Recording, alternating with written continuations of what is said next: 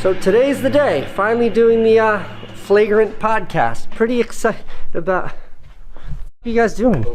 Casey! Hey, Casey. Hey, buddy, we're trying to vlog. What's up, man? Yeah. Where'd you get my jacket from? Oh, dude, I got it at this great feet pick website. Is that where you got it?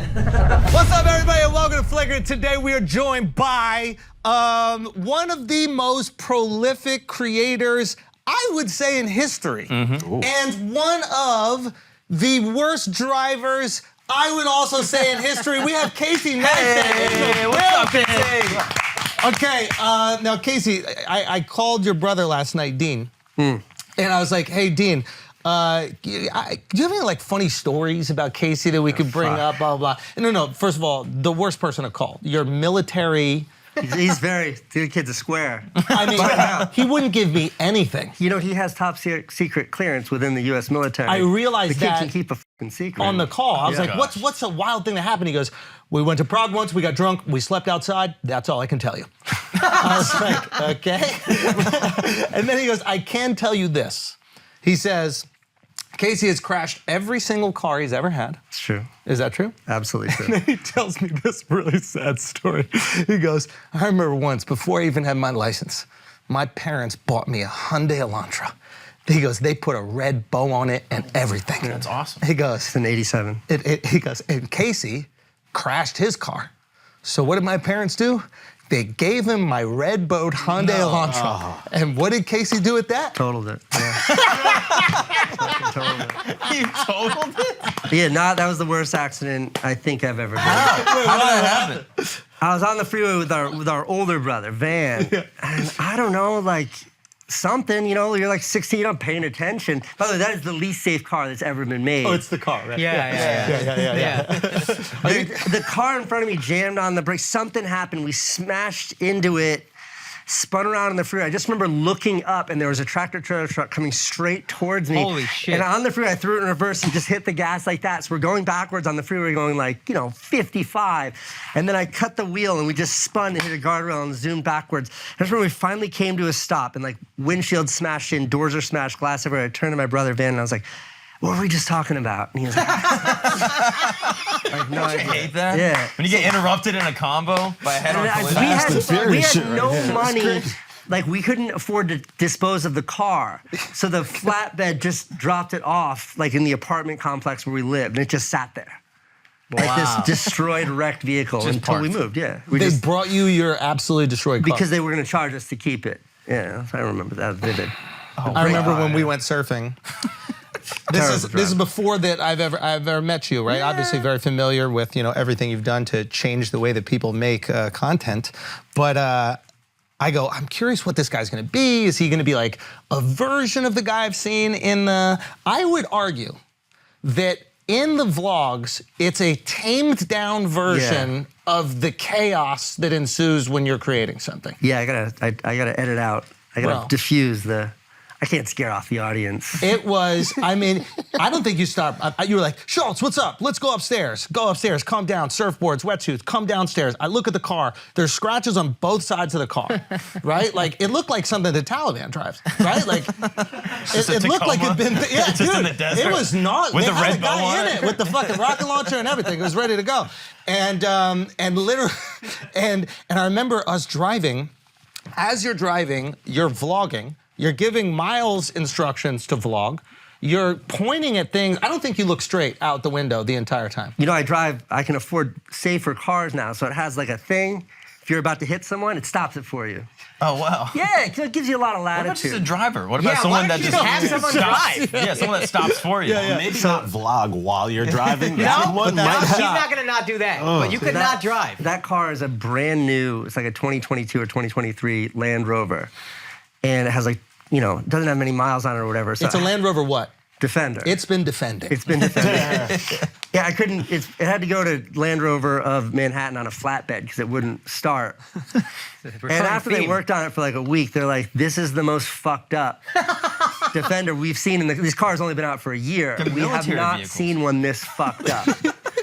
I got it back the other day though. Still runs. Yeah. Nice. Well, that's impressive for a 2022 $100,000 car. It still runs. It's got 4,000 miles on it. Still runs. It's amazing. Terrible driver.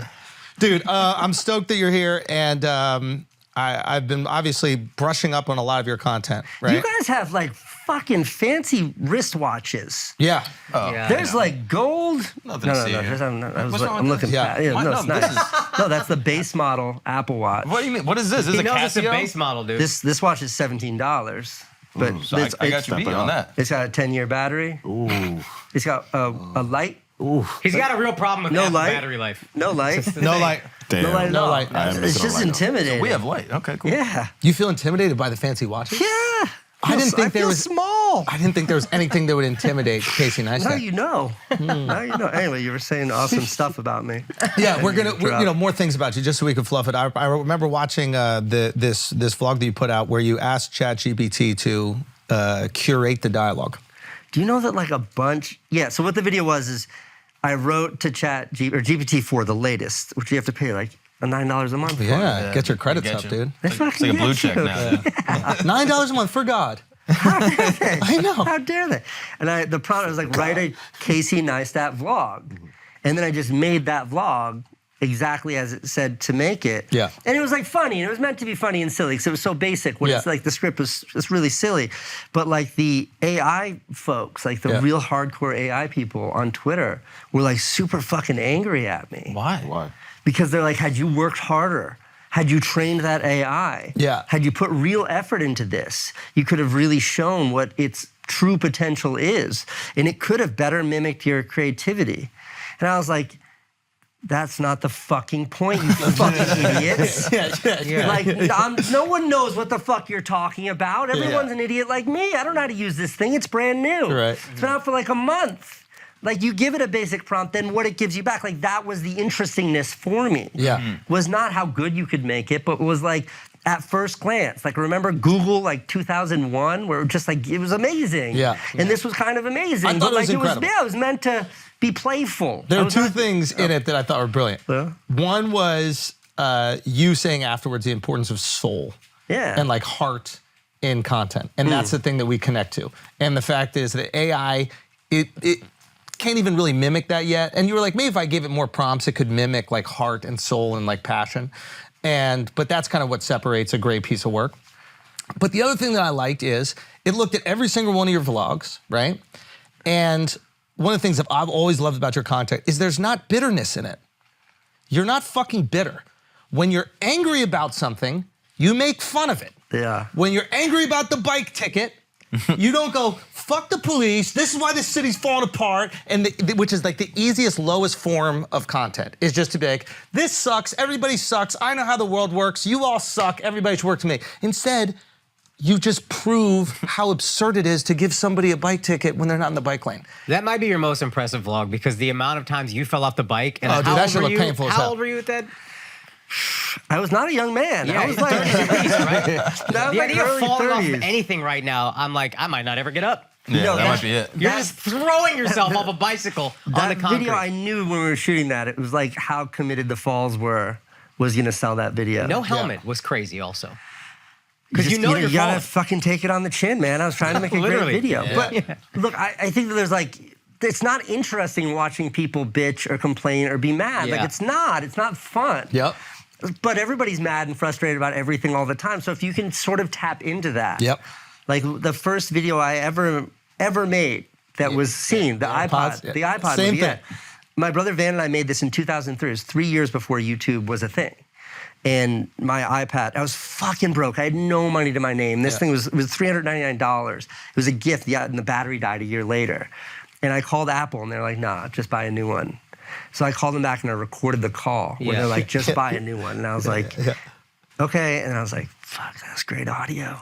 And then they had those posters where it's like the black silhouette or the white silhouette where you'd see the cord and it was like color. And we put like cigarette disclaimers on every poster with a spray paint stencil that Yeah. said iPad's iPod's irreplaceable battery lasts only 18 months. And we put it on a splash page, we made it iPodsDirtySecret.com because there's no YouTube. And it went so viral so quickly. And by the way, in 2003, viral means you copy the URL, you put it in an email, you type in friends' names, you click send. There's no YouTube. There's no Twitter, there's no Instagram. Yeah. And like, it was so blew up so quickly that the head of the hosting company called my cell phone. And he's like, I want you to know we have not pulled your site yet, but your monthly allowance is 10 gigabytes of bandwidth. And right now you're at like 4 terabytes. Oh, wow. Because so many people had gone to the site. Yes. Especially in 2003. Yeah, bro. so I posted on the site. I was like, we need help hosting this. And I think it was like maybe a couple universities were like, we'll put it on our university servers. You're good. And then it was like slowing them down. And it just kept, like we could not find a place to sustain it.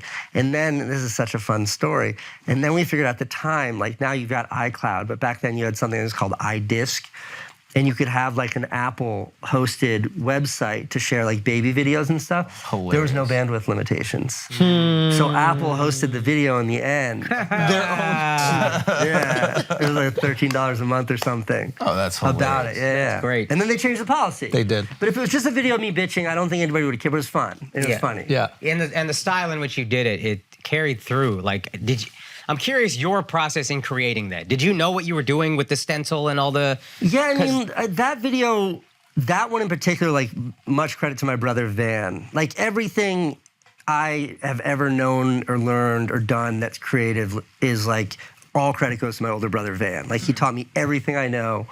I'm just a very mediocre photocopy of his like truly virtuous creative brilliance. And like that video in particular, like that video was mostly his idea. Like I edited it and I put the like Eazy-E track under it and like did all of that. But like the idea of like, let's cut out a stencil. Like the stencil scene, those are his hands, not even my hands. Yeah, like all credit to Van Neistat.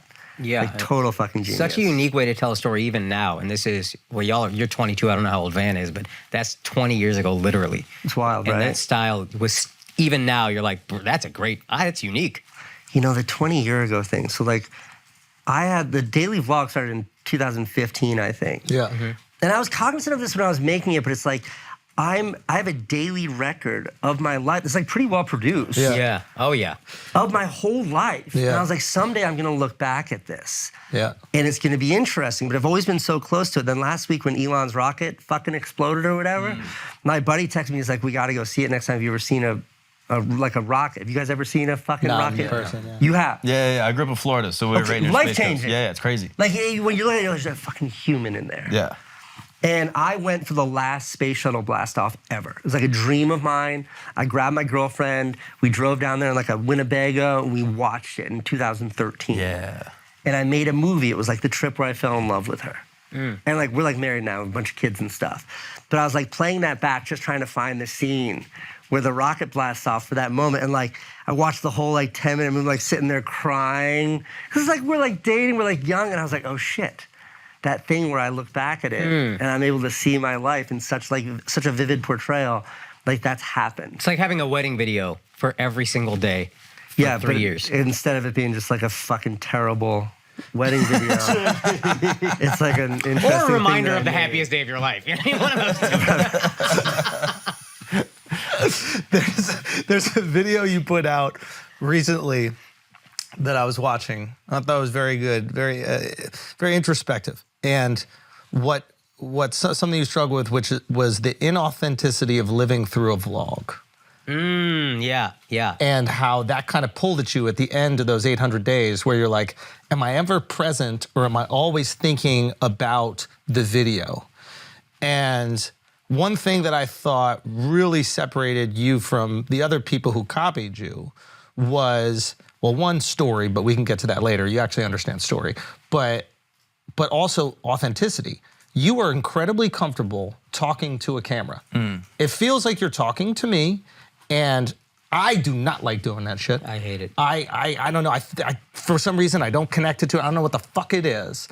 But when do you start to feel yourself almost doing, is it an impression of yourself? Why do you feel inauthentic? What? I don't know, like the vlog particularly, and like uniquely it was about my life. So like every day I would just sort of pull interestingness from my life. And if you start to examine your life from a third person perspective, it's really interesting for a while. Like the place where you go, and I don't mean I live a particularly interesting life. I just mean like I go to this place and get a smoothie. I know the owner. We say what's up. Yeah. Like I know I've got friends. It's like it's interesting to get to see something, but like that works for like a couple days. You know, you're like, all right. Like the next 797 days, you gotta come up with something fresh. And like, so like that starts to fade and you start to feel it being repetitive and you get insecure. And those sort of like, those very introspective insecurities really start to build over time. So then you start to seek interestingness elsewhere. And I think this is why we've seen the rise and fall of so many YouTubers. It's like, okay, I need to be more interesting. Like, let me rush towards sensationalism. Yeah. Like, you know, it's interesting, a car accident. You know, it's interesting, like, anything extreme, like that's it. So let me rush towards that. I never wanted to do that, ever. Like, none of that. I did not want to seek sensationalism. So you just start pulling, you start creating, and all of a sudden, yeah, you start to feel a little bit of, you're like playing a caricature of yourself. And that was tough. Like, confronting that was tough. So instead of living your life and then making content about it, you're like, yo, how can I live my life in a way that makes interesting content? And that felt inauthentic to you. Okay. There were weird, like, unintended consequences, though. I was thinking about this a lot this morning. On my run, particularly this morning, I was so drilled in on this. My wife and I were fighting about something yesterday, and this is what I was thinking about. My wife is the most amazing character on camera because she gives zero fucks. She does not give a shit. And like a lot of like partners and YouTube vlogs are always like, hey, what are you doing? You know, it's a very, very turned up. And you're like, I've met a lot of people, never met a human that's actually This is an inconvenience to her. She doesn't give a shit. And no matter what, she'd say something interesting, but please say it again. She's like, you can go fuck yourself. I'm going to use that. But I remember vividly, like, I needed her so much for those moments that when we'd get in actual fights, I'd be like, can't afford this fight right now. I can't afford this fight right now. Wow. And that sounds like a little bit evil and awful, but I think there's another side to it, which is like, when you're married, like, you know, like you get into a fight over fucking bullshit. And if you step away and you're like, you know, if something were to happen, if lightning were to strike tonight, would I give a shit about this, what we're fighting about? Like, no, this is meaningless. It's stupid. Just push it aside. I love her. And like the vlog, in its most virtuous take, forced me to do that with her. Like I couldn't let the bullshit fester. Which sounds virtuous, but I couldn't let the bullshit fester because I needed her to make my fucking video. But the outcome was the same. But the outcome was the same. And I think about that now because that thing that I was thinking about that we were fighting about in the like this morning on my run is that I literally like didn't put the dishes in the dishwasher last night. And I'm like, you know, if I don't want to fucking put them in the dishwasher, I'm going to put them in the fucking dishwasher. Who the fuck is she? She can put them in the fucking dishwasher. I'm not, you know who pays for the maid? I pay for the maid. I'm not putting them in the fucking dishwasher. That always works. I pay for it. That's my favorite argument. Bring that and up. if that doesn't work. But why do they love that so much? What is it about women when you tell them that you provide a ceiling? And if that doesn't work, you say, you know what? You're acting like your mother right now. And that just calms her down. But that just gets my wife so horny. It's funny because. Have you ever just called them crazy? That's a good one. I gotta use that one. Or just be like, oh, you're on your period. And then you just say, calm down. Calm down. It's calm down. The best one. I don't consider myself like a Casanova, but I know how to speak to women. Look I at can you, tell. dude. I can tell. I gotta try that too. Calm down, you crazy mom-like woman, you.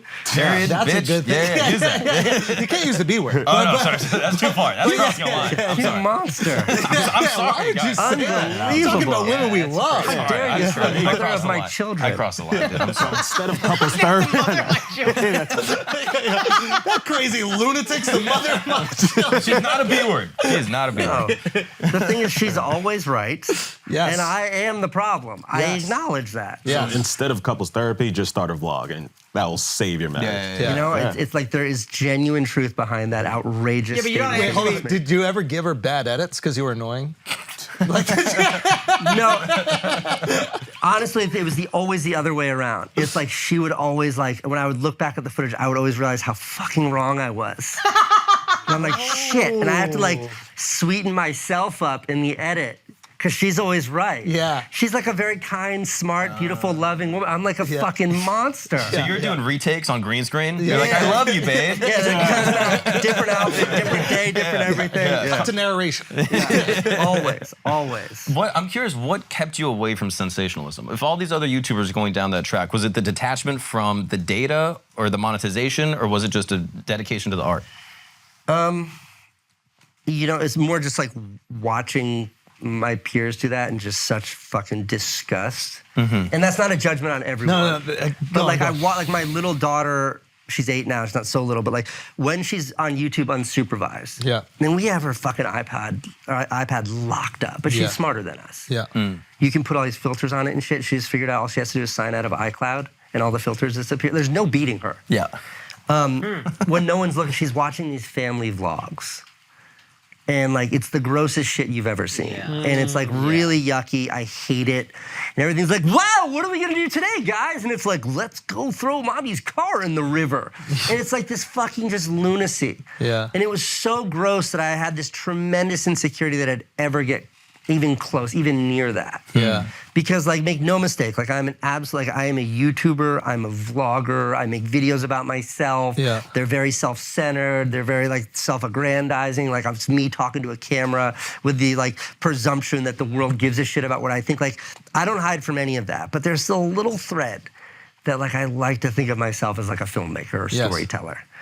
And so it's like I've got that insecurity on one side and that driving like desire to still maintain some of that filmmaker, integrity on the other. And I think it's a needle that sometimes I thread well and other times I don't. Do you think any of it is an advantage of being older? So, because when YouTube came around, yeah, we grew up in a generation where like you need to be a little self-conscious about what the fuck you're putting out there. Kids don't have that. Yeah, I also think it's like you wanted to make films.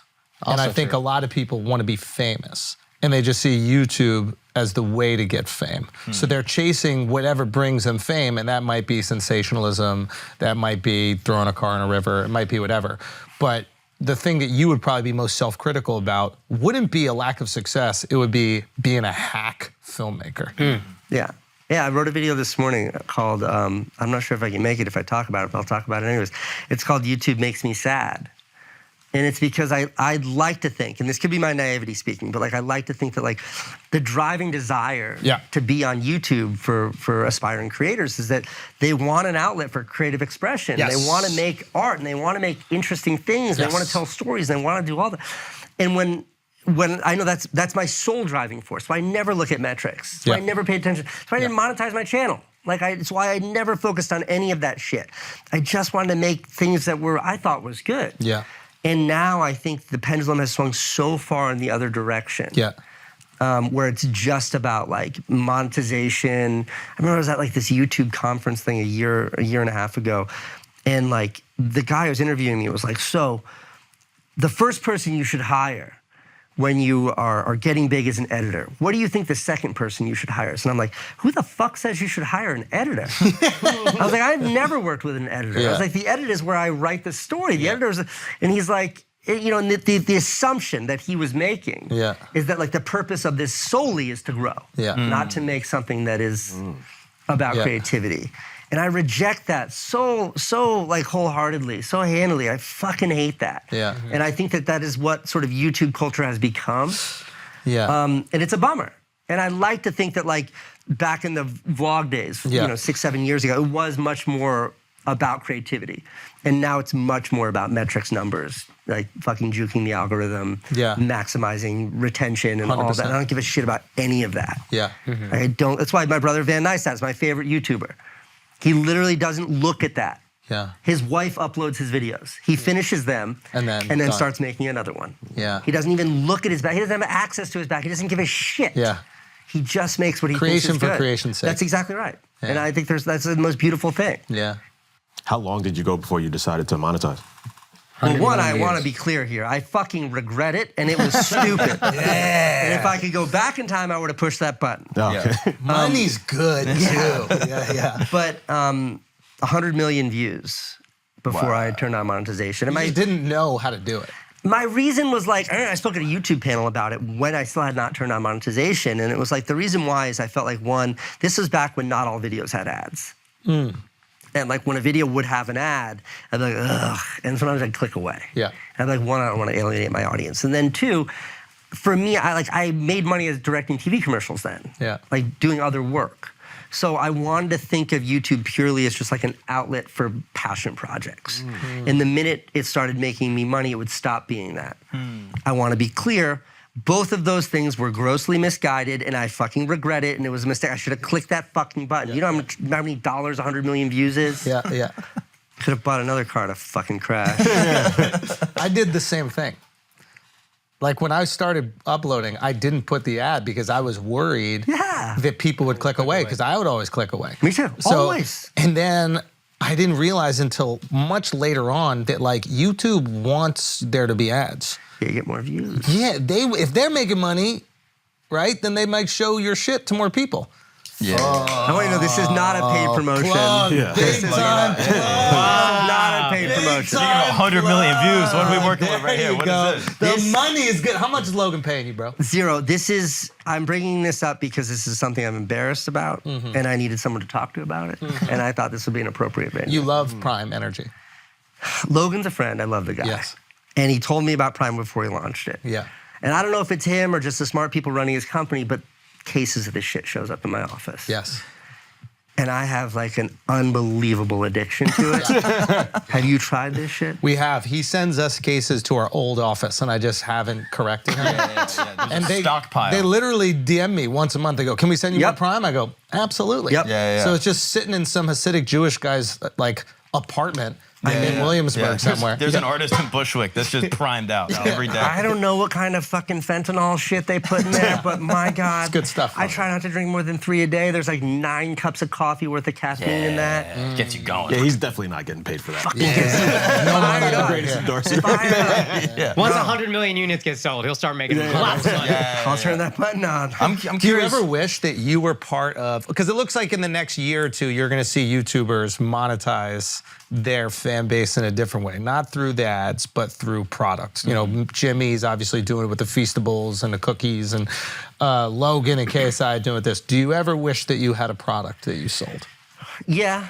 The other thing that I wish I had done sooner was merch. I always thought merch was sort of a lame sellout sort of thing. Yeah. And I think I'm wrong about that. Like I did do merch and it was very successful. And I think back to when I was like a kid and like I got a Red Hot Chili Peppers t-shirt.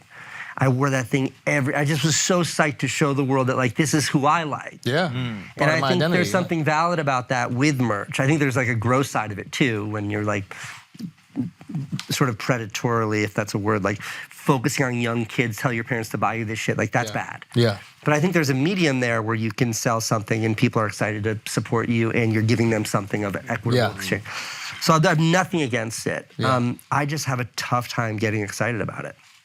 Getting excited about. Yeah, like I see Logan with Prime and like That's the thing he's that- fucking literally jumping off the top rope at WrestleMania with a Prime in his hand and it's like fucking brilliant and I love it and it's genius and it's awesome and it's the greatest marketing coup in the history of sports beverages. Yeah. I can't do it. And the product's good, but like there's no way I could commit my existence to like a drink or a something. Like I just like making videos. That's the tricky thing. It's like all of your art has to be centered around promoting this one thing. To me, it just would feel inauthentic.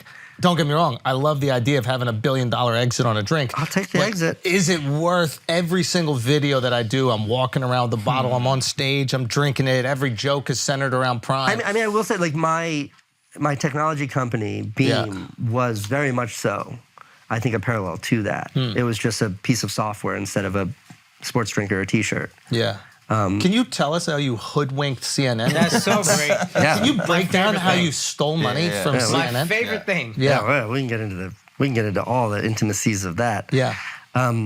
Especially now that my NDA is up. Oh, really? Here we go. Let's go. Yeah. Fire away. Okay, so you create this tech company. Yeah. Okay, you are how old at this time? 35, maybe 36. You were already vlogging. Yeah. Okay. You're already married. Yep. By this time, you have 2 kids? Yep. 2 kids. Sure. And so you're just trying to find ways to just be away from the family. What is the purpose of this tech company? What is the real core purpose of it? I mean, like the actual history of the inspiration behind the tech company is I was invited to MIT as a fellow the MIT Media Lab as a fellow, which was a big deal because I'm a high school dropout. Yeah. And to the best of my professor's knowledge, I'm the only both high school dropout who was also an invited fellow at MIT. I still carry my MIT ID. It's in my wallet, in my office. I don't have it. Did you graduate high school? No, straight to MIT. That's exactly right. You're goddamn As an Indian, right. that's the thing in your career I'm most jealous of. Yeah. Is you graduated MIT. And when I was there, like I stopped making videos. I just enveloped myself into that world. And I worked with a group called the Social Computing Group, which is like super, it was about coding and the social implications of software. In 2015, I read this amazing book by Nick Bilton called Hatching Twitter, which is about sort of the birth of Twitter, where they get into the fact that like at its inception, the guys that were starting Twitter were just kind of these knuckleheads who had an idea. And they hobbled it together and it became Twitter. And I was like, I have ideas. And like, I realized at MIT, like, just because I don't know how to write code doesn't mean I can't realize this. And I had this idea for like a video product. This is when like social media was getting really gross. And it was all about filters and lying. And like, I could create something that's really honest. And I found like this amazing partner in this guy named Matt Hackett, he was like the CTO or the head of, I don't know what his title was, but he was very senior at Tumblr, super capable, like unbelievably brilliant technologist. He became my partner. We raised venture money and we built this product. It was called Beam. It was originally called Beam Me, because the idea was like you post videos that are unfiltered and raw and people get to experience sort of your life through your perspective. And it was awesome, and it was great. And it was like, that was part of the idea behind the vlog. It was like, I can use my vlog to talk about this company. It's just not that interesting, like a bunch of dudes sitting around coding. But once we launched the product, it became like, there was such synergy between the vlog and the product, and we had this wildly successful launch, and like, an unbelievable amount of people downloaded the app and loved it and used it, but ultimately, like, Snapchat was better. And Snapchat, like this is right when Snapchat Stories came out. When Snapchat Stories came out, I'm like, whoa, this is like what we built, but better in every fucking way. Like this is so good, and ours feels. The cat ears, man. Yeah. Fuck The this rainbow cat. mouth. The rainbow mouth. I was Yeah, like, fuck, that this was is big. so much better than what we built. Yeah. And, we pivoted and we did a bunch of stuff. We built a really strong community. But ultimately, like the app just did not succeed. But the funny thing about the tech space is like, just because your product fails doesn't mean you don't have something of value. And I met with Jeff Zucker at CNN because his son was a fan of mine. Oh, cool. And I remember like at the time, so I was daily vlogging, like I had a rule, no meetings. And my agent called me, he's like, I have a meeting for you. And I was like, I can't afford a fucking meeting. I have to make a video every day. Yeah. He's like, this one you might want to take. It's the head of CNN. And I was like, okay. And I met with them, and Jeff was like, how can we work together? And he's like a super cool guy. And I was like, there's no way. I got my own thing, and I'm bigger than you are. More people watch my vlogs than watch CNN. Like, I'm happy there. And then, like, as I was like, you know what, though? Your technology sucks. I was like, CNN has bad tech. Your app is like fucking like late 2000s app. Like your website looks like something that's like belongs on AOL. Like it's fucking terrible. I was like, there's an opportunity there. And he handed me off to his people who were very smart. And we got excited and like, let's buy your company. And they weren't buying an app because the app was not successful. They're just buying the tech behind it. They were buying the tech behind it. They were buying this amazing team that we had built. They were buying like access to Matt, my partner, buying access to me and my insight. And like, we had all these ideas together, and like that's how they bought my company for like a lot of money. Yeah, can we say how much? Yeah, because it's public record. Public, yeah, it's we know. I know, but maybe it just comes out of your mouth. But it's 200 million. I wish. Damn, I thought that was gonna make you say no. Like the number that was public was 25 million. And then what's the private number? That was good. That was wow. great. That was a well-worded sentence. The number that was public. That's the public number, 25 million. Yeah. Do you get a trip anywhere crazy? Do they take you to some like wild sex parties, Anderson Cooper's house? Epstein's Island or something? Yeah. No, but I will say they acquired the company like. And right as we were getting up to speed, we went to South by Southwest, and I was like the keynote speaker at South by. And CNN had this huge event like that, and a huge party to like celebrate and talk about what we were doing together and stuff. And I remember I was like, like all the executives were there, and I was like, how long are you guys here for? And like, oh, we're all going back tonight. And I'm like, we like flying back? I was like, it's too late. And they're like, no, we got like the CNN plane. We're flying back tonight. And I was like, can I go with you? And I didn't get. They said no? I didn't get to go on the CNN plane. What? Now, hold on 1 second. Hold on 1 second, Casey. You know there was an extra. I would have sat in the bathroom. Yeah. Casey. You've been on PJs. You know in the bathroom there's a thing you put over the Yes, toilet. 100%. And there's a seatbelt. I don't sit in the bathroom. I'm not above that. Just bring me back snacks. Yeah, it's almost better actually in the bathroom. Yeah, it's a private room. And then if somebody needs to use it, I would step out. Get out. Go back I'll in. bring the snacks out. 100%. And then when they were done, I'll go back in, I'll clean. Yep. and they would eat my snacks. Mm-hmm. Now, you harbored this feeling of rejection. I still do. But how did you get around it? How did you overcome? Not being the private What was jet. the first thing that you did once you got that big deal? What is the first thing that you and your family did? You started doing this once you got that big CNN deal. What was it? You know, I don't. How did you guys start flying around the world, Casey? What'd you do? Air Neistat. I bought my own 737 Boeing business jet. Take that, CNN! Take that, Don Lemon! It's parked outside right now. Wow, you taxied over here? Yeah. Oh, nice, dude. None of this is true. I rode my Didn't fucking you start- skateboard here. No, didn't you start flying private afterwards for a Okay, little? like I you, got this is this a like fun story. I remember because that was the year like the CNN, and not only was there that payout, but like they hired Matt and I. I had So you're a on job. salary. I had fucking healthcare. Yeah. I never had healthcare. Yeah. And like also that was when it was like raining with YouTube money, and it was the first time in my life that I had money. Yeah. And like I was like, when my first kid was born, I was fucking 16 years old. I was on welfare. Yeah. Like my first apartment in New York City was an SRO, a halfway house where I bribed the guy at the front with a $100 bill and a carton of cigarettes to give me a room. I had no bathroom and no kitchen. And it was just fucking like... With cigarette. He doesn't even know he's not out of crossed prison out yet. somebody's name and he put my name. Yeah, that's what it was like. Wow. It was $400 a month, Upper West Side, like right on the edge of Harlem. Yeah. And like it was a place to sleep every night. Yeah. And you would fucked up shit happened in there. Like fucked up shit happened there. And like I would live in there with my kid.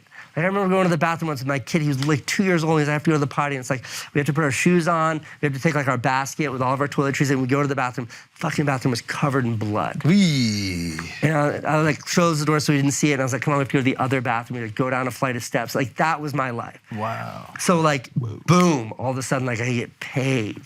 So like I remember saying to my wife, I was like, look, this is gonna end, but like, we're gonna like While it's happening. We're going for it. We went and bought an apartment, and then like we didn't get a 737 or whatever I said 2 minutes ago, but like we like got like a thing where you get to go on a plane for like you like rent hours. Yeah. NetJets or whatever Something it is. like that. Yeah. But it was like once we're in Miami and our kid was sick, and I was like, I'll get us our own plane to go home. It was like $8,000.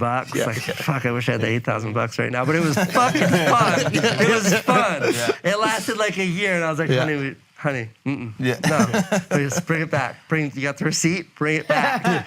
But it was fun. It was fun. All right, guys, we're going to take a break for a second. Because let's say, for example, you're involved in a horrible car crash. Now, Casey's not driving that much anymore, so it probably wouldn't be him. But if he was, it could be him. Now, what are you going to do? You need to make some money off of that crash. It has affected your life. It has affected your ability to work. You deserve compensation, okay? And Morgan & Morgan could help you get that money that you deserve, okay?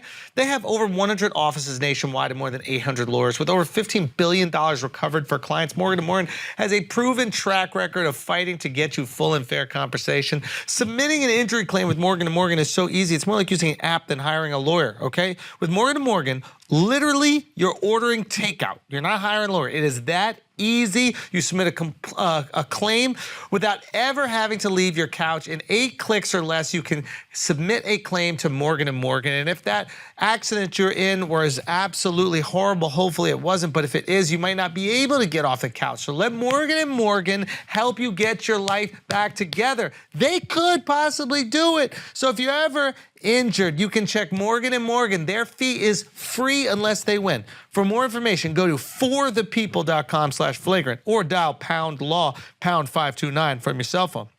That's forthepeople.com/flagrant or #law #529 from your cell. Now let's get back to the show.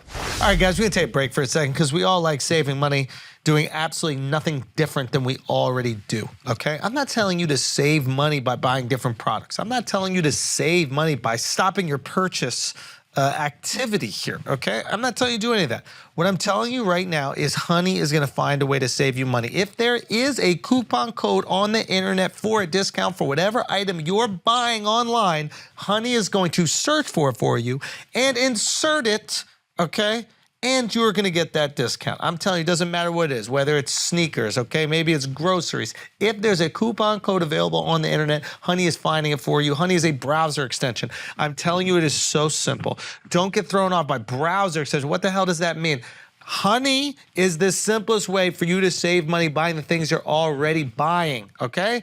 This is how simple it is, okay? Imagine when you're shopping one of your favorite sites. When you check out, the Honey button appears and all you have to do is click Apply Coupons. You wait a few seconds as Honey searches for the coupons it can find on that site. If Honey finds a working coupon, you'll watch the prices drop.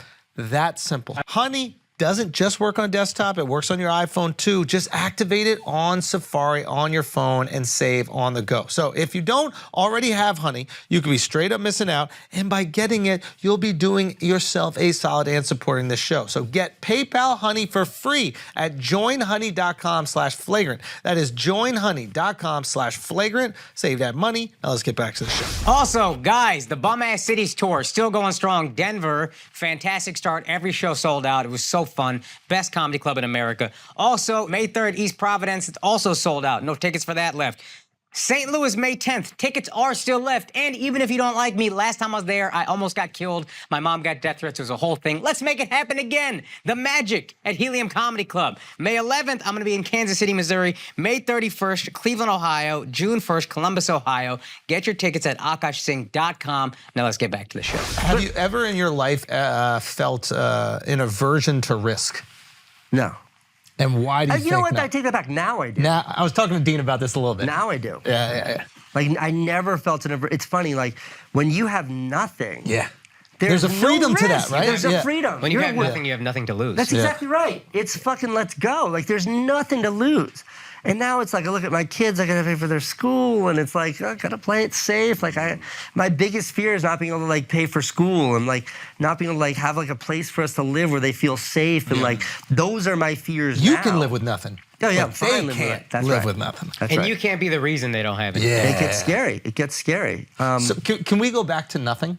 You drop out of school at what?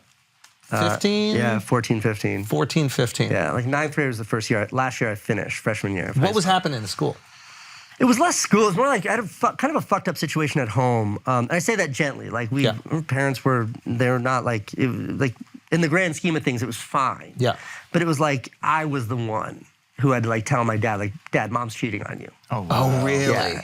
And like You saw what happened? it was like I had to tell my father that. And that's fucking weird and tough. Yeah. And then my mother really like blamed the kids in a very like classic, like after school special, like Hallmark movie kind of way, which was just fucked up. And then I just like, we all kind of did, but my sister had a car. Van, my older brother, was just in college. Dean was little, 3 years younger than me. Yeah. And I was just sort of like this weird stuck teenager. So it was just like full rebellion. You were acting out in school a little bit. Yeah, rebelling against her, rebelling against everything. Like I started like selling weed. Really? Okay. Yeah, because I remember like I discovered weed. This is a fun little parenthetical here, a little tangent for us. But I like first time I smoked weed, I was like, whew, Yeah. this is a lot of fun. And I was like, but let me get this straight. Like fucking paper route all week long for like a fucking this much. I was like, this is like not cost effective. Yeah. And then I remember we like all chipped in and we got a half an ounce. And I was like, mine was gone by Wednesday. Yeah. And my boy was like, mine's gone too, but I got more money. I'm buying more. And I was like, how'd you get more money? He's like, I sold half of mine. And I was like, how much you sell it for? And he's like, I sold it for 50. I was like, but you only chipped in 50. And he's like, yeah, but, and I was like, oh. And I started like doing the math. And I start doing the math. And I'm like, okay. So you're telling me, if I buy a half a pound, I can get a 1,600% return on that if I'm selling it. That's in really eighths. good math for a dropout. And that's what I did.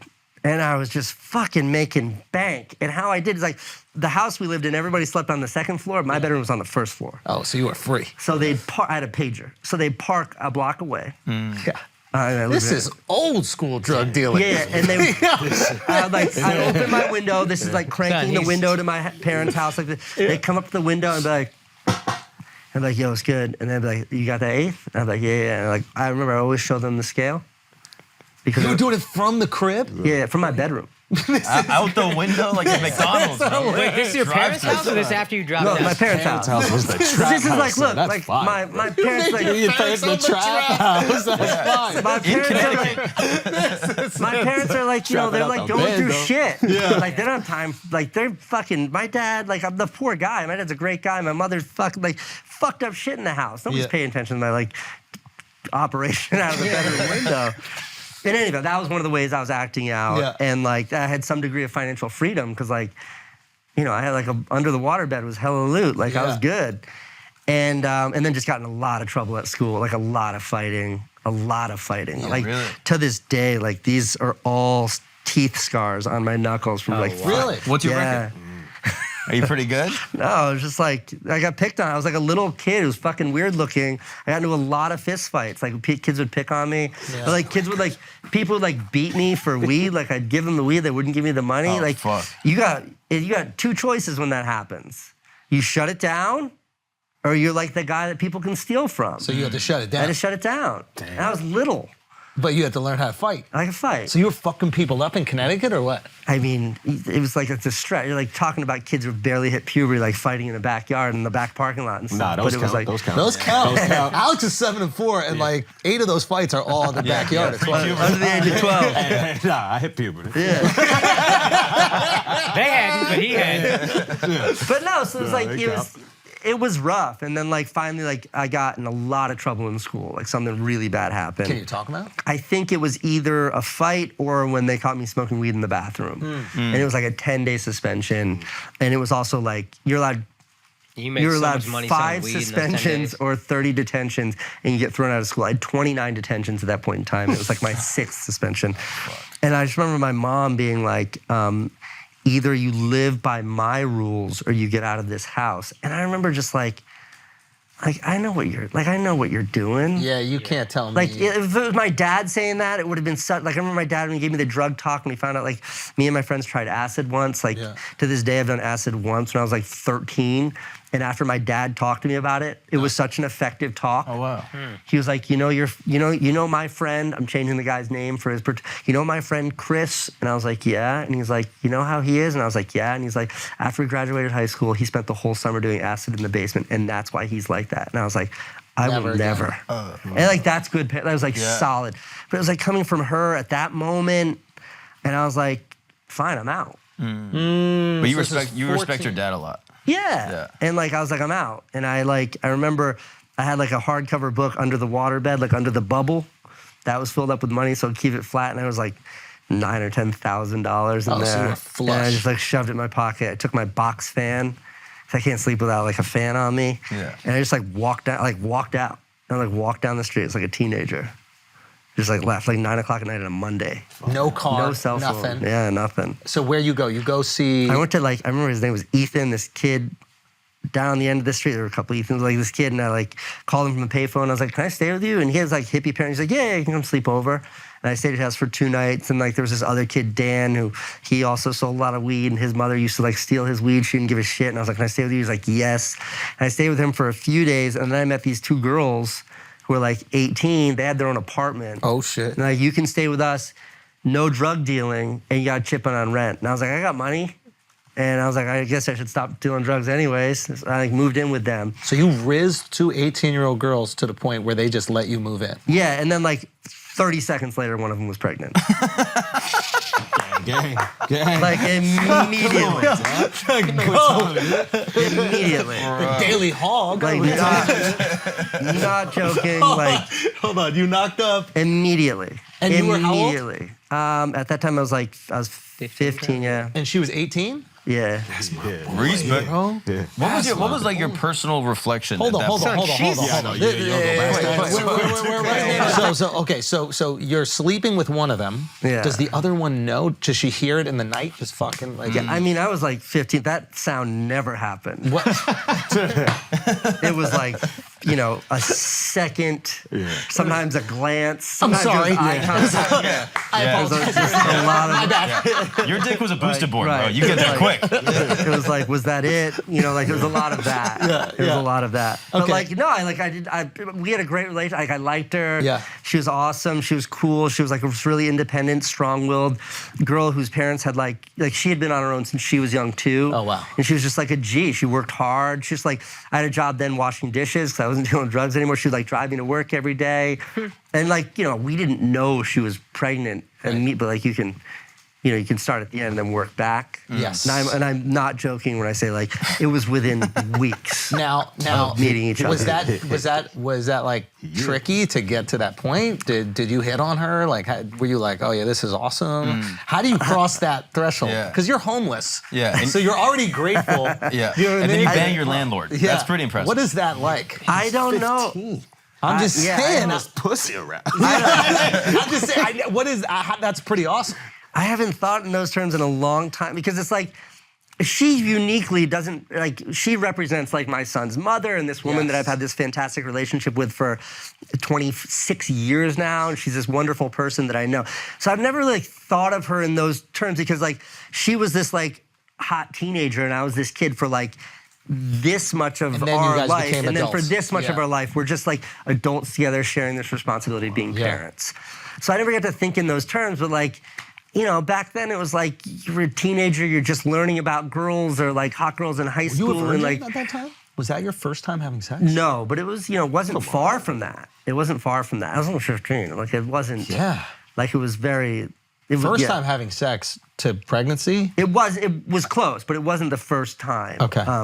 There were like some fun parties where like silly shit happens before that, but like I was not by any means experienced. I didn't know what terror was in Connecticut. Come on, son. I had to move you out. I didn't know what was going on. Hustler. Come on, man. Like looking back at it, like in the immediate aftermath, like when she was pregnant, like how did this happen? It was like, oh no, I definitely know how this happened. Yeah, right?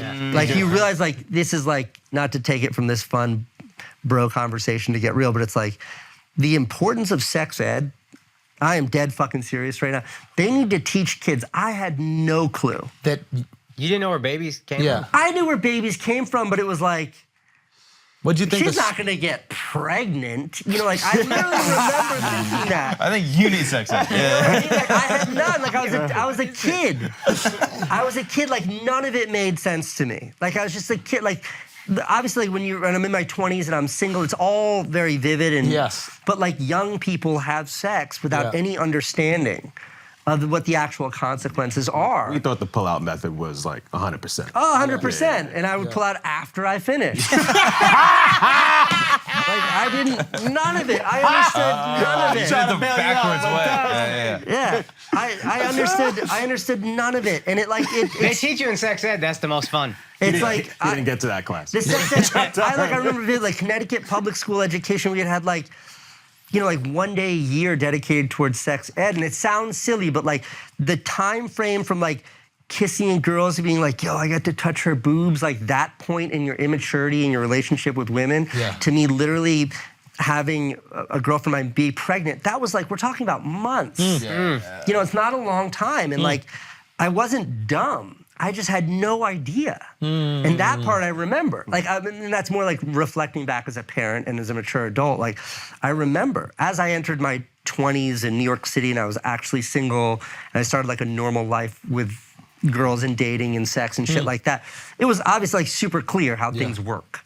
But for that like short window of time, and I know like a lot of people that were like around my age and my like fucked up part of the world who like also got girls pregnant and either had kids or also, didn't. parents are but, like, terrified to explain parents shit to their kids about I'm terrified sex. to talk to my daughters about it. My wife is like a hero about it. Yeah.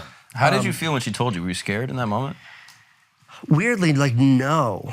And I look back at that, and like, much credit to her. She's really like an exceptional human being. She's a very strong, super smart, like tough, independent woman.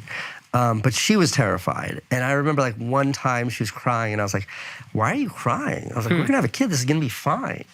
And like looking back at that, who the fuck was I to say that? Yeah. I was like 16, she was like driving me to my dishwashing job in like a 1988 Ford Taurus that had mismatched color, like door panels on the outside that wasn't registered.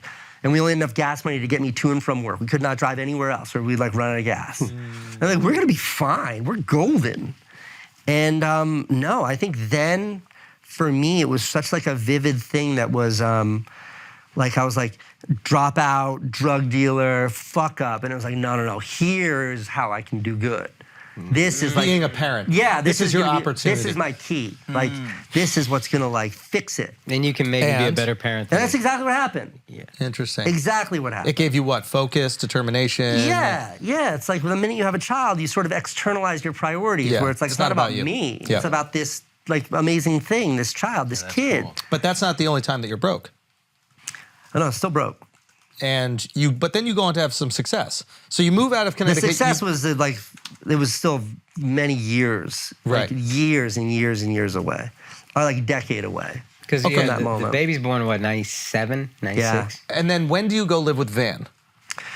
So this is like, this gets a little nuanced, but like she was pregnant the entire time we moved to live with Van. So what happened was my brother Van was in college at William and Mary in Virginia. We lived in Connecticut. And like she and I really started to like each other. We're in it together. We didn't know she was pregnant. And we let's get the fuck out of here. She got into sort of a little tiff with her girlfriend who was the roommate. And she was like, I don't want to be here anymore. And I was like, I got nothing holding me down. Let's go. So we ran away. We moved to Virginia where my brother Van was in college. And he lived in this flop house. We had a room in the flop house. He had to adopt me, my brother Van. Oh wow, like legally. Yeah. I So couldn't you get into could go to public school and shit. Wow. Yeah. I wasn't of age. I was only 15. Yeah.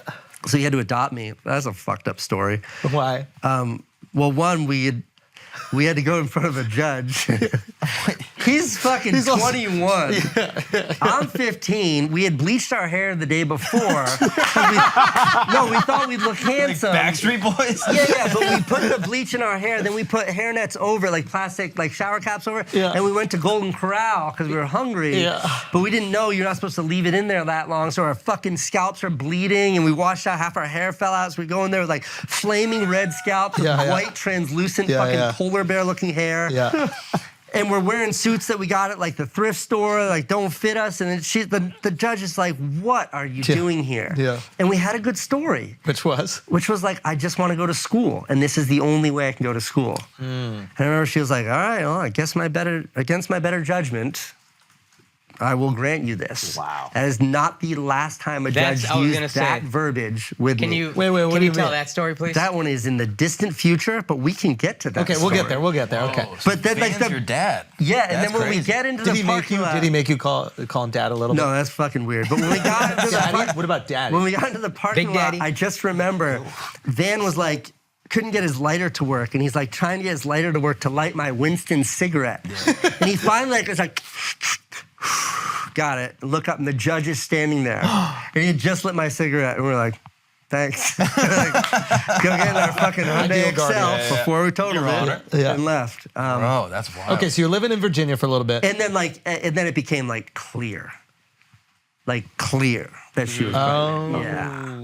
And it was like, you can't live in nobody said that to us, but it was like, we can't live in a fucking flop house. Right. And it was like also like ourselves, like we couldn't deny it anymore. Right. Like we had sort of knew, but it was like the idea of someone being pregnant when you're that young is like unfathomable. Like neither of us could comprehend that was real. Yeah. What's a flop house? I never heard that. So this was literally called the Hippie House, and it no longer exists on the campus of William and Mary, but it was like a big, huge Victorian house that was kind of fucked up, but it had like 19 bedrooms in it. So everybody would just chip in a couple $100, and all of a sudden you could afford this gigantic house. Gotcha. And like, you know, the nicer the bedroom, the more expensive it was. But like 8 people lived in the attic, you just got like a spot that was like $100 a month. And on campus. A frat house with hippies. Yeah, it's exactly what it was. Yeah. It's now, the university bought it. It's now like one of the administrative buildings. I went back years ago and it was like heartbreaking. Yeah, but that's where we lived. Okay, so you guys moved back to... We moved back to Connecticut and we moved in with like her cousin who had 4 kids of her own. Very nice people. They were just looking after us. Yeah. We had nowhere to live. And we lived in their basement, an unfinished like concrete basement. Yeah, it was fucking gnarly. But you never lost self-confidence. You always were like, No, I was like, cool. I remember I got a job washing dishes for $8 an hour, which was like $2 more than I'd ever been paid for washing dishes. So you were just and balling. I remember I came home and like the dad, like her cousin's husband. He was like, how did the interview go? And I was like, I got the job, $8 an hour. And I was expecting him to be like, my man. And instead, I just saw the look of terror. Because he's an adult father. Yeah. He was like, if you work 100 hours a week, you might be able to afford groceries. Was like the look on his face. And I didn't understand that. Yeah. But no, at $8 an hour, I was like, fucking got it. You never thought about selling drugs again? Selling weed again? You never thought about it? No, like that was, no. Too risky. Yeah, and it was also just like the child was a pivot point. It was like I was psyched to like prove that I was like good now. Okay, so you're back in Connecticut. When do you make that move to New York? After she dumped me, which was like we lived in a really dumpy apartment that was dope, that was great, but it was like $300 a month, $400 a month in Connecticut, in part of Connecticut. And then I remember we bought some real estate.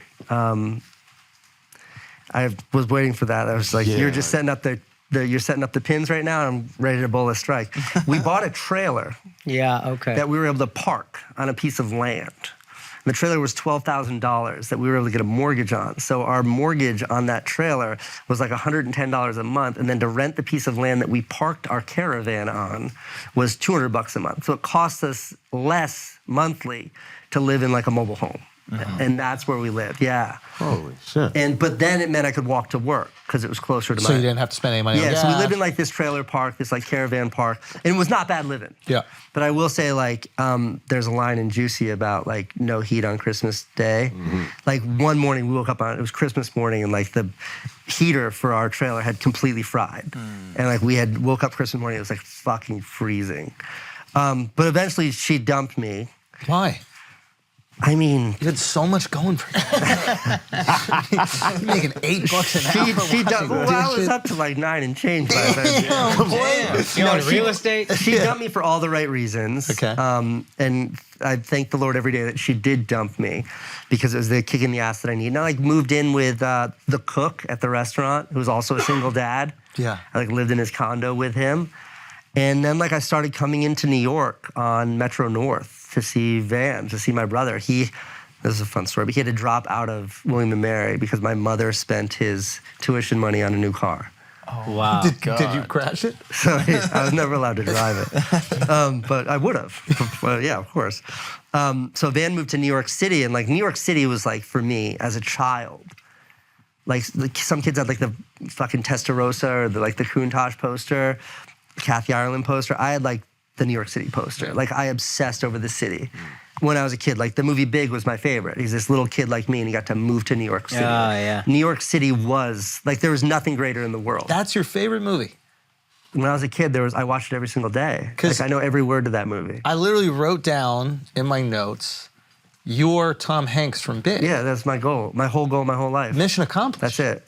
Wow. That's all I've ever wanted to be. Like he lived in a loft with the fucking toys. You ever seen my office? They're the same space. I mean, it just makes perfect sense. It's all I've ever wanted. And like, you have since this juvenile like exuberance about life. You're just so excited about everything that you do. And that is what a child in an adult's body that can do whatever the fuck they want to do would have. Yeah. There's no bitterness. There's no hate, unless we're talking about types of content. Do you know that Tom Hanks was nominated for the Academy Award for Best Supporting Actor, Best Actor in that movie? Little known fact. That might not be true. What? I believed it though. It's like, Okay, so continue. So now you get to start feeling the city. So it was like going into Metro and coming in like by myself was a big deal. And I remember I would like drive my car to like New Haven, then get on the train. It was like $9 each way. And then I'd like come in and we'd like talk about ideas and the future. And I like had this 5-year plan to move to New York City. And then something just kind of clicked, and I was like, no, I gotta go. Like I gotta do this. I gotta go. And my brother's girlfriend's friend had this like shitty place in the East Village, like an Alphabet City in 2001.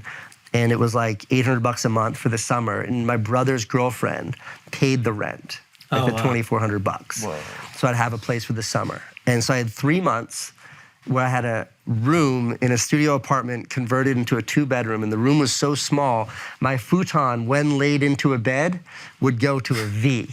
So it was like a taco shell. Like it couldn't go flat. Wow. Yeah. And that's where I slept, and that's where I like moved here with like a fucking 2-year-old. And I would like bring him back and forth on the train. I would go back. And it was like $50 round trip to go there. Or like there was a cheat where if I didn't have the $50, you could take a bus to Foxwoods Casino. Foxwoods Casino subsidized the cost of the bus. Yeah. So people go there to gamble. And it was close enough to where I lived where I could like get there. So that was like a cheaper way to do it. Wow. So I never stepped away from the kid or my role as a parent. Did you ever go to FAO Schwartz, like in the movie? Yeah, when he was little, that's what we would do. We had so much fun. But that was like, as crazy as this sounds, that was way lower and way scarier financially than even when I was on welfare in Connecticut. There was something, like I lived in a trailer, I lived in a caravan, but I knew that was there every night. And I knew I worked in a restaurant, there's always food. And when I got to New York, there was like, I had nothing. I was like a bike messenger, and I remember being a bike messenger, and like my first paycheck for a bike messenger was like $270, but they contact you on your personal cell phone, and my cell phone bill was like $50 more than my paycheck, and I'm like losing money. And it was just fucking scary. Sorry, to interrupt. What are your aspirations at this point in your life story? Exactly what they were right now. Like I just wanted to make movies. You know, like that thing that I would come into the city to talk to my brother Van about. He had bought the computer that you could edit video on, and I had the camcorder to make videos of my kid. Like I got a WWF Bret the Hitman Hart credit card, maxed it out at Tweeter, which was like an electronics store in the fucking Crystal Mall, to buy a camcorder to film my kid. And Van had the computer, I had the camera, so we would like join forces to make little videos. And I was like, this is all I want to do for the rest of my life. So I'd like come in, and like that was the dream, but instead I was like a bike messenger. And it was just rough. It was like really, really fucking brutal. Those were like the scariest months. When do you get the break? Not even the big break. And I met this artist who has like a studio near here, Tom Sachs, and like I started working for him for like $10 an hour under the table, doing like odd jobs and doing bullshit, and that sort of was something. It was more than being a bike messenger. At least I knew it was sort of a dependable thing, which just wasn't much money. And like I remember like one point in time he had this like model girlfriend who was a friend of his or a friend of the studios or something, and she needed a house sitter. So I like went and stayed at her cushy apartment. All I had to do was look after her two like fucking half cheetah, half cat cats. Yeah, you know, these like those are cool. Very fancy, fucking awful cats that destroy everything. And she was like, they each get 2 cans of this like fancy cat food. And she just never came back. She was supposed to be back in 3 weeks, and it was like a month and a half later. And I was like, we're out of fucking cat food. And I just remember thinking it was like, it's the cats or me. I was like, no, I'm not going hungry. So it was like these cats went from getting 2 cans each a day. They would share 1 can of whatever the cheapest shit that the fucking bodega would sell me. That's it. And let me tell you, these cats were fucking hungry. Because like I ate the cat food equivalent. Like I would buy bags of rice and bags of pasta. That shit was so cheap. From like a calorie to dollar perspective, it was cheap. And the cats would just watch me eat my plain pasta. And I'd be like, you ever seen a cat eat plain pasta? You know how hungry a cat has to be to eat plain pasta? like Lady and the Tramp, they just like slurp it up. It was like they would like fight, they like scratch me, they would scratch me in bed. And like that felt like that went on. That felt like that went on for a really long time. Yeah. So New York is a struggle for you. You're living in chaos. That was the scariest year of my life. Yeah. In the formative years of your life. Yeah. But you're kind of okay with it. You're almost like comfortable in the chaos. And then you come to New York, and that's the difficult part. That's when like chaos was like quite literally off the charts. And when I say off the charts, I mean like imagine what your scope of chaos, like welfare, uncertainty, like no education, no skills, no discernible skills, no way to make a living. Yeah. And then like you come into a city with no skills to transfer into this city. I couldn't get a job washing dishes here because it was like too competitive. And like nobody knew. It was just I was too young and it was weird. Like I couldn't get the fucking gig. Yeah. And then like the really key part is that apartment that my brother's girlfriend rented for me was from June 1 to September 1. So it was 3 months it was up. September 1, like I had no place to stay. I met this like really cool friend of my brother's girlfriend. She was like in his acting class, this cool gay guy who had rich parents. And he's like, I've got this loft my dad's paying for. I need cash. If you give me $500 a month, you can stay on my couch. And I was like, sweet. Moved into his place on Rector Street, dope apartment. There was like 3 roommates in there, me, girl named Kamara, and him. And like my 11th... Another kid? No. Immediately? No. That probably would have been easier to cope with, but we lived on Rector Street. I moved in on September 1, 2001. Oh. 10 days into my tenure, I was woken up because all the windows glass blew in. Hey. Like our whole apartment exploded. Shit.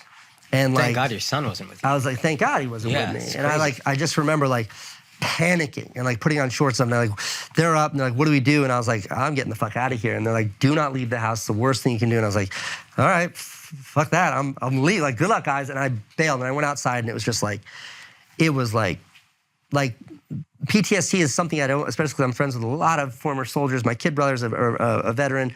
I don't use that lightly, but like I could describe for you in the most vivid detail. Like if I could export this, if I could draw, I could paint for you a frame by frame, 24 frames per second, what I experienced for the preceding 4 hours with the most vivid smells, tastes, colors, everything. Like stepped outside of my apartment and I just see someone frantically, not in uniform, a human, just fucking dressed like you or I, just running around frantically with a stack of sheets this high, taking the sheets with one hand, wringing it out, and then dropping them.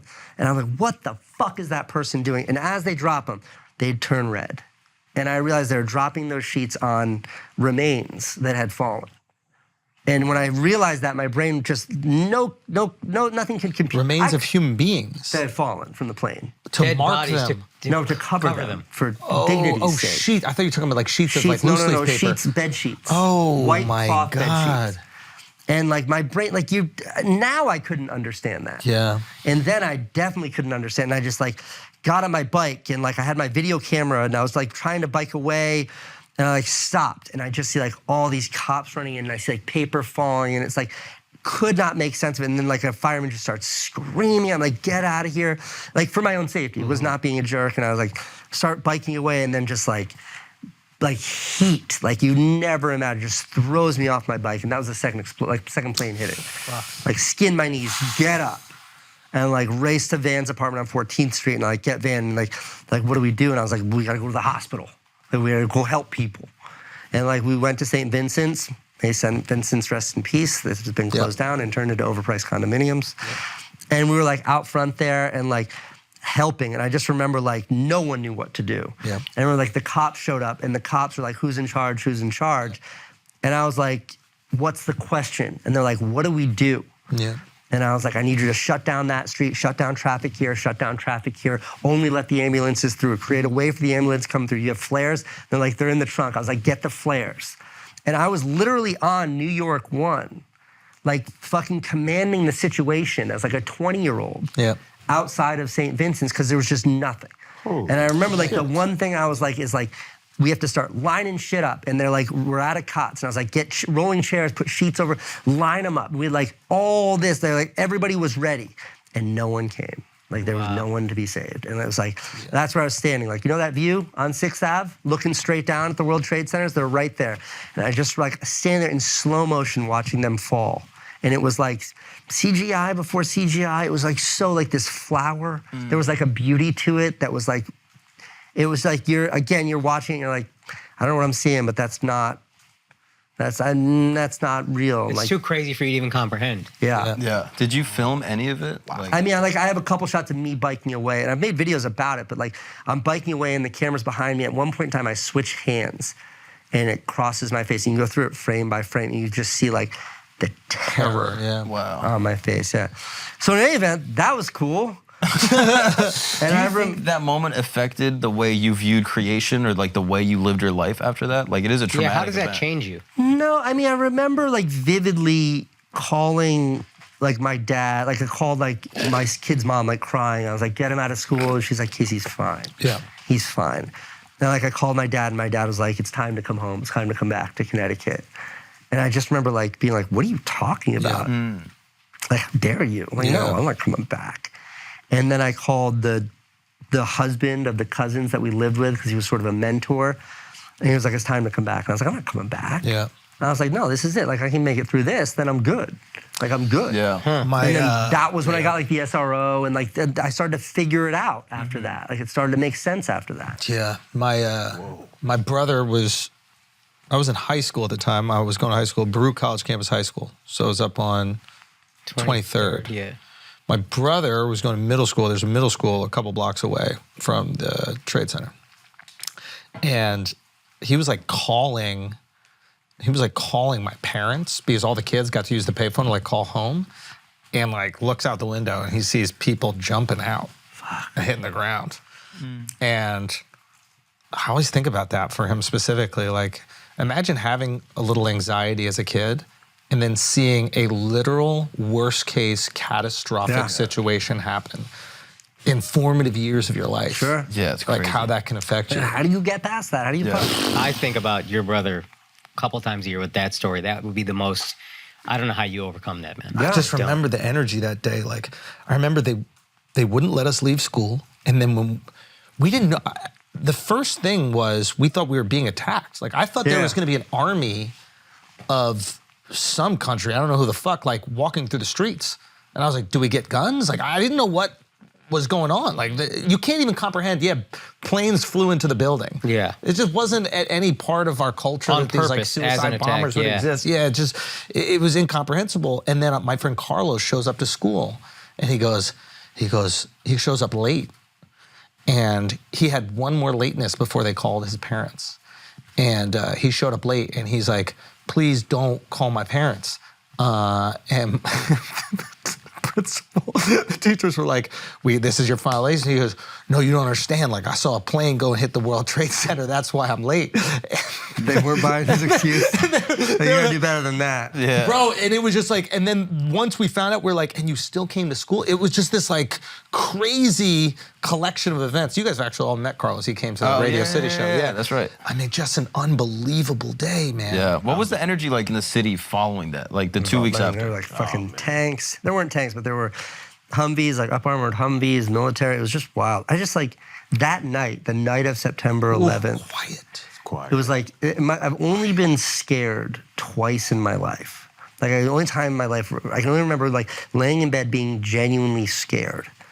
And that was one of those times, like only twice, my whole fucking life. I've slept at 21,000 feet. Like, I've slept in the death zone. I've slept in fucking Afghanistan during the war, where like we get woken up out of bed and we have to go climb into concrete tubes because the base is being attacked. Like, I've been in some fucked up situations before. And like slept on the streets of Prague with Dean. Like, I've been in some fucked up situations and not like nothing. No fear whatsoever. Why that night? Because like, if you remember the F-16s, fucking trying to fall asleep, super low flying F-16s, and just the uncertainty. You're like, where does this end? There's no internet, there's no Twitter. That's the other thing. All you have is New York One and fucking CNN. And the way that we reflect on it, it's like, here are these 5 isolated attacks, and then it's over. But at that point, we didn't know it was over. No, you have no idea. It could All continue. planes are grounded. You know, you've got. But you hear an F-16, you're like, the wait a minute, is president's in the that the bunker. next plane that's going right. to hit a fucking building? Or are they shooting something down? It's like, how do we get out of the city? My roommates that were like, don't leave. We didn't hear from them for 5 days. I was just about to ask what happened to them. They found, so what happened was the fire department was doing door to door. They found them because after the buildings fell, all that broken glass just turned into dust. Also, keep in mind, like, for everybody watching at home, is like the area that you were in is ground zero adjacent. It's very so Right, you're so we're up against the World Trade Center. Yeah. So you're getting hit by the dust. They got trapped. And their windows are already blown in. Yeah, so the whatever fire department debris- pulled them out, put them on a boat that brought them to a school in New Jersey. But they didn't have cell phones or anything. So like they called their loved ones their parents, but it wasn't like we were calling their parents. So we just didn't know. Yeah. And we finally figured out they were fine, but like, there's no, like, thank God I left. Yeah. 'Cause that That sucks. day was so scary for me because I was in school, high school in Broad Channel, which is on Rockaway, but it's right against the water, and we can actually see the World Trade. Like, we can see the buildings. Yeah. And I know my mom worked really close. She worked in the courts. And so that day, I couldn't get a hold of her at all. Yeah. Oh, God. And then the trains were shut down, and Yeah, it's like, yeah. by train, it's like an hour and a half just to get to Rockaway. Sure. So, like, I finally got in contact with my mom maybe at 9 p.m. at night. She had to walk across Brooklyn Bridge, walk all through Brooklyn. I think she wasn't able to get into a car until maybe like Rockaway Boulevard, but she didn't get home till 11 p.m. that night. And you day. hadn't heard from Oh, her. No. yeah. So many She people came like home, that. like, You just had covered- no clue. Covered in soot, like everything. Like, I will brother-in-law, say though, yeah. now like we're 22 years later, Yeah. it's like when people want to like, when you need to show you're like, because you're born and raised here, but like when people need, are you a New Yorker or not? Oh, yeah. I just pull out that 9/11 card. Yeah. you are a fucking. Like, if you like, that is just like the bond that created with the city. Intense. Intense. There's a great story that I heard. So on 9/11, 2001, I've probably told this before. There were unbelievable. Say again. I thought you were talking about Jay-Z's Blueprint. No, Like one of the greatest Blueprint. albums. No. This is but also another incredible. So a few hits that day. No, so there was unbelievable waves that day. So all the New York City diehard heard surfers about this. went out to Rockaway, and they surfed perfection.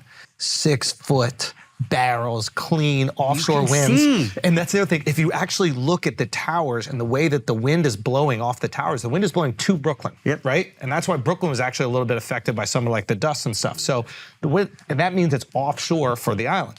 So people are out in Rockaway, they're out, and a lot of these surfers took the train out to Rockaway. So they have the best surf session that they can possibly imagine. They're like, nothing can go wrong.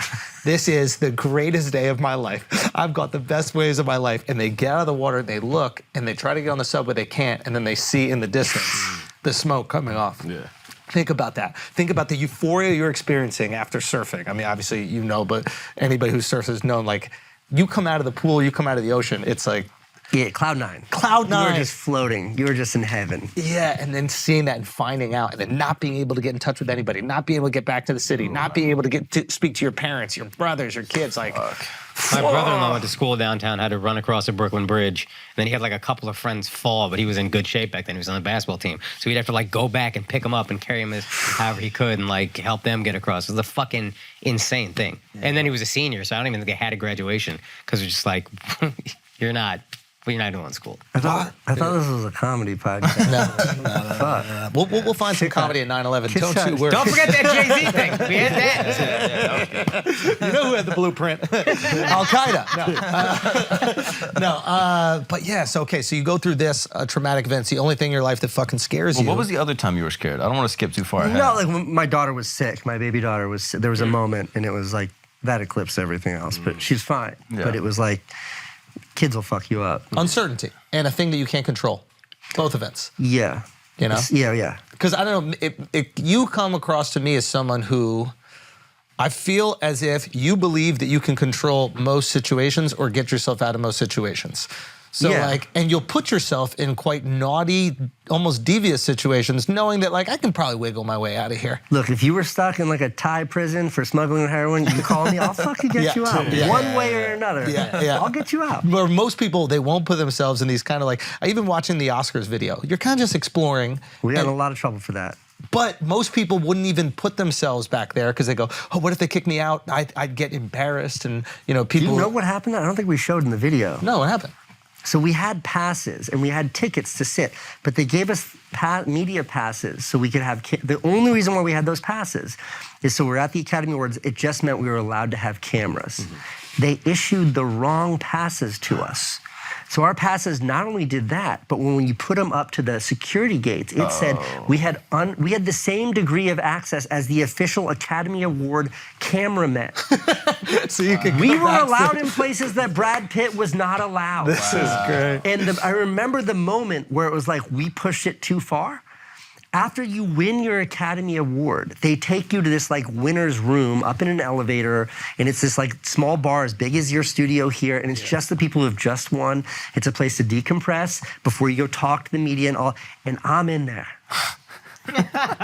And sounds cool, but there was a little bit like once I realized what was going on, that I was like, Meryl Streep's just looking at you like, what the fuck is this they were guy all like, doing? that's was it. But I was like, I didn't earn this.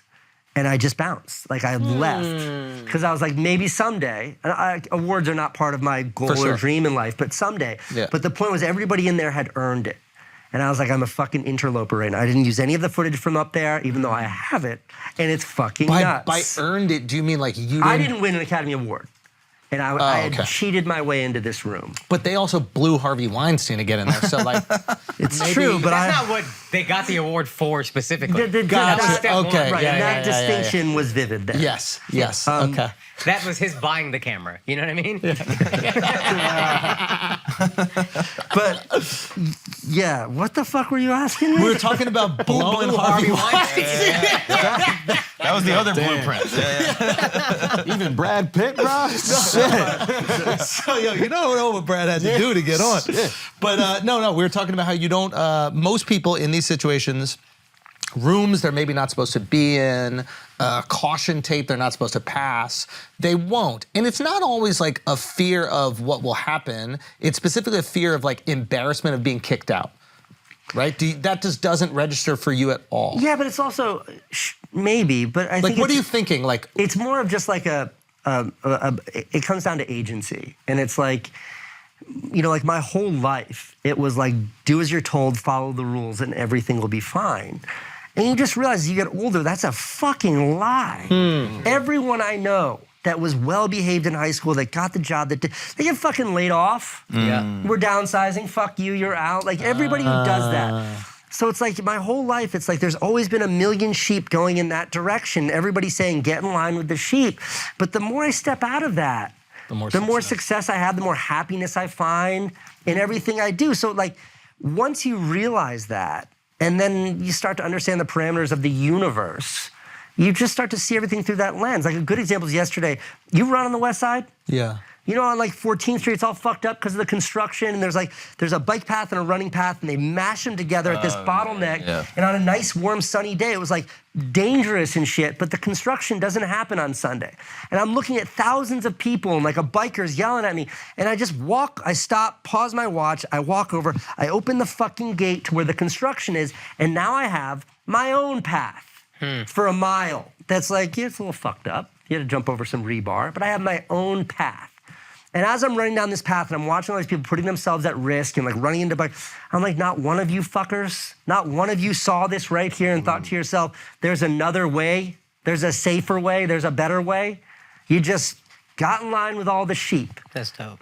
So I think it's just like, it comes down to agency. It comes down to like a willingness to look at the situation and forget about the right way or the way you were told, but just say, what's the best way?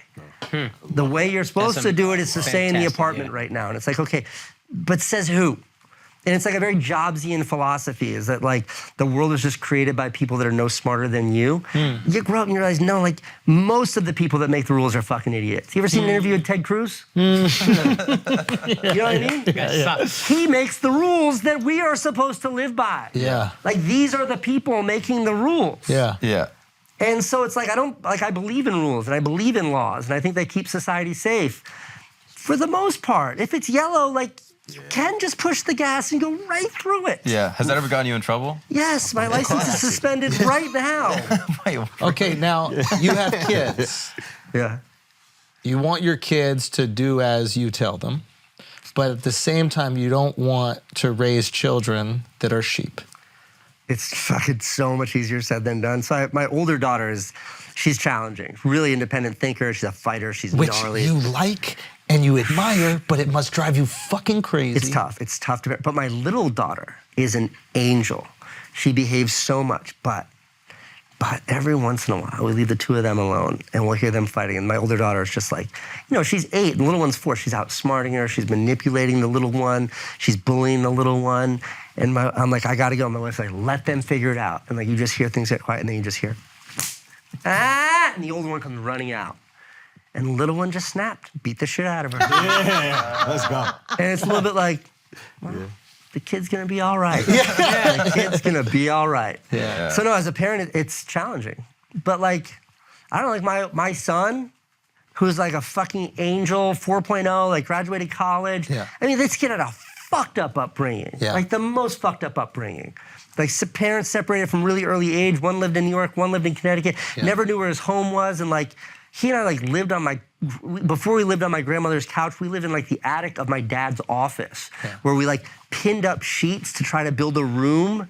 And it was like uninsulated attic of this old ass building. And like we were like proper homeless. It was fucked up for like a number of years. But the kid's a star. Like graduated college, did everything right. He's like in fucking Indonesia right now on a yoga retreat. Yeah. He's like doing his thing.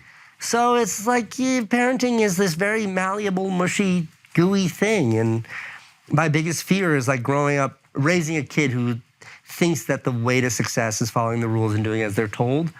But then I parent them to follow the rules and do as they're told. And I don't know the answer to any of these questions. There's I won't say the person's name, I'll tell you afterwards, but he said something interesting. He had like kind of rough relationship with his pops. And his father said to him, he's a very successful dude, and his father goes to him, yeah, but look how successful you are. See, this is what happens. Yeah, it was tough on you, but look how successful you are. And he said an interesting thing. He goes, I was successful despite you. Yeah. Yeah. I would have been successful no matter what. It'd be nice if I got some fucking love, but don't think you made me successful by being shitty to me. Yeah. You don't get that credit. I thought that was fire. It's tough because like my entire life, I'm 42 now, my entire life is just a vendetta against my 7th grade vice principal. Who you will say by name, right? His name is Trent Alexopoulos. He's still alive. Yeah. Yeah. And you want him to watch this. Yeah. Well, what did Trent do? He's just a fucking fuck. And if I ever saw him this day, I would call him out on it. Now, he said something to you that was fucked. What was it? I mean, he said a bunch of things that were fucked to me, but like, you know, the thing that he said to me most, he was like, you're either going to be working at a gas station or you're going to be in prison. You know, like saying that to a little kid. It's crazy. And I'll tell you now that like I work with a lot of kids. I've volunteered a lot. I've got kids, fucking love kids. Like you don't say that to a kid, to a 12-year-old. Even that 12-year-old's fucked up. You don't say that. Yeah. You lead them, you guide them, you fucking motivate them, you inspire them.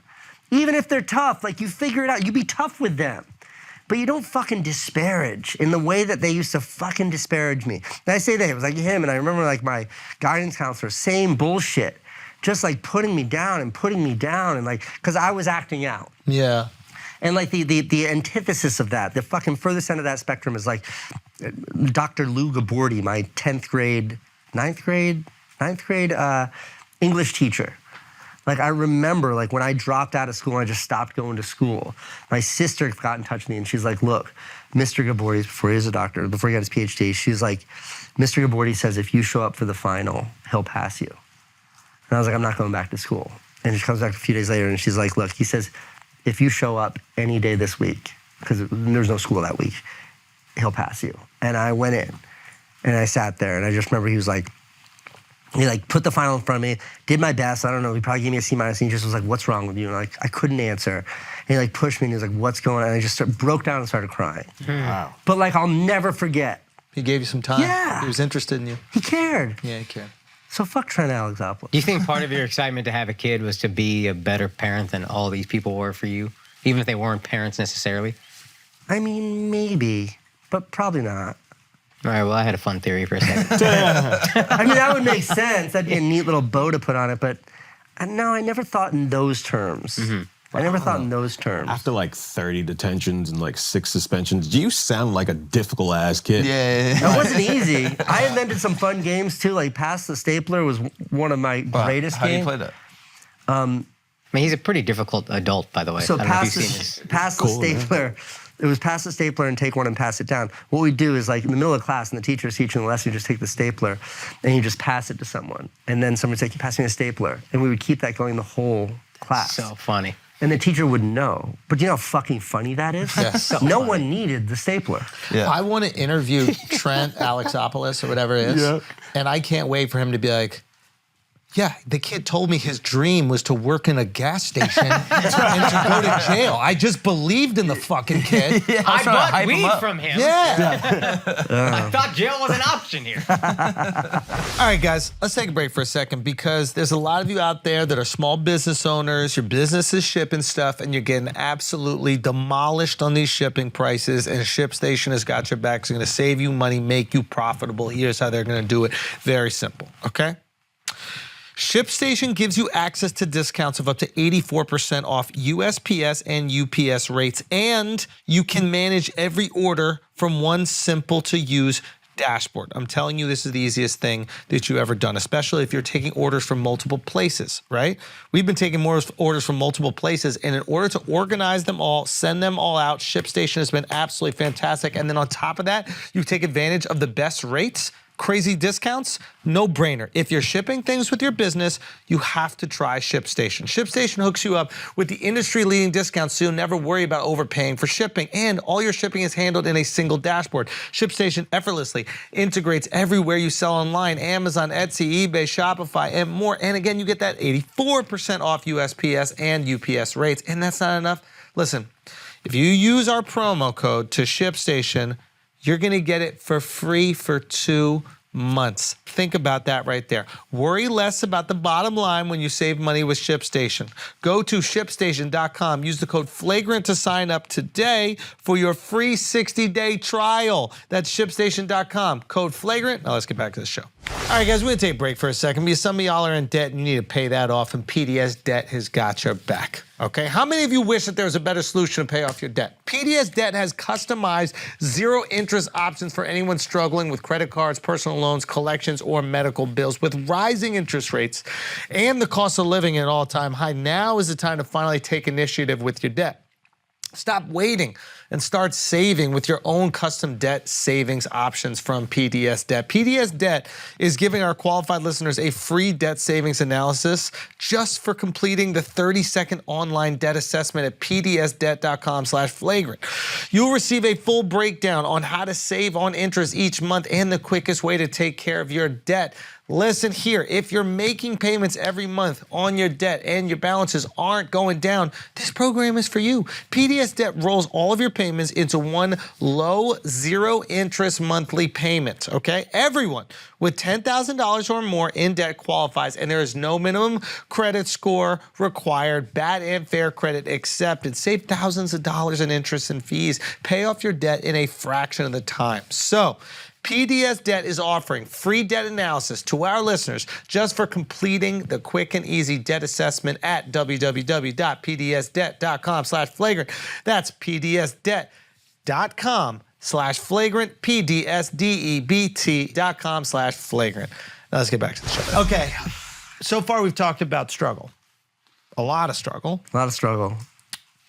When do you taste success? And more importantly, do you know what to do with it? Yeah, I mean, yeah, it was like the first gig that we ever got. It was Van and me. It was never just me. It was Van and me. The first gig was like this kind of fancy art collector.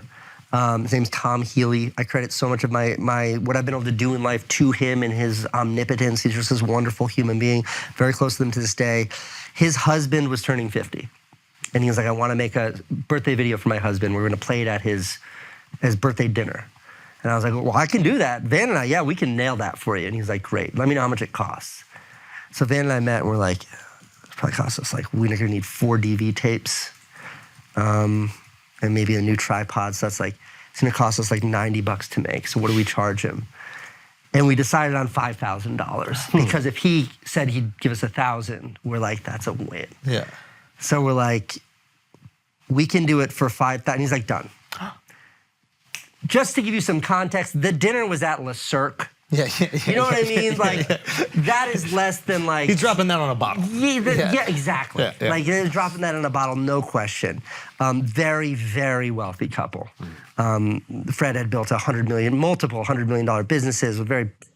So then he's like, great, here are the list of people to interview and just call these names and we'll set up those interviews. And the list of people to interview are like Bill Clinton, like heads of state, like fucking business. And then they're like, oh shit. And we like knocked that out of the park. Like Bill Clinton was the best. Wait a minute, you got to interview Bill? Yeah, and he had just left the White House. He was at his office in Harlem, and I remember we went up there.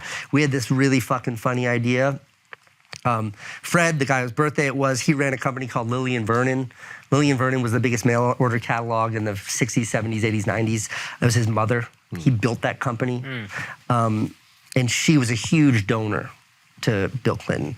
So our idea was that we give him a t-shirt to Bill Clinton, to President Clinton, that says, Fred Hochberg turned 50 and all I got was this stupid t-shirt from Lillian Vernon. That's great. But we get there and his handlers are like, you want to do what now? And we're like, we have an idea. And they're like, no ideas. You can give me your script. And I was like, what do you mean script? And she's like, the script we received is it says, happy birthday, Fred. I can't believe you made it to 50. That's what we've approved. You have a different script? And we're like, nope, we'll do that. That's fine. She's like, okay. And she was very tough with us. Yeah. She leaves. Game time. Yeah. Her laptop's open. Teleprompter's up. Oh, wow. Ron Burgundy. Yeah, delete everything. This is exactly what I'm talking about. Not thinking about the repercussions Quit of the your app, actions. shut everything down. He comes in.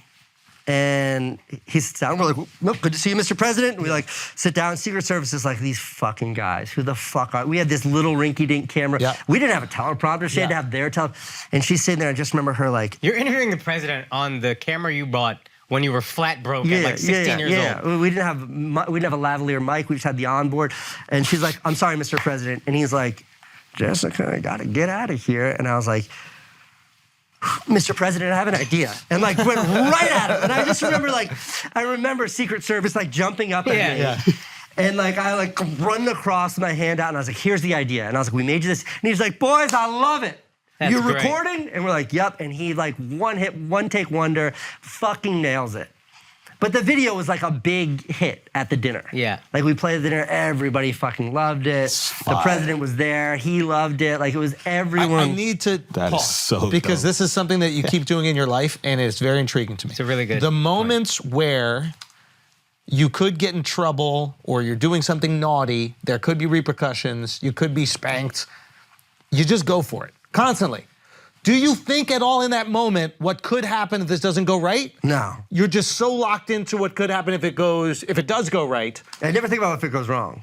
There's never even a consideration. Okay.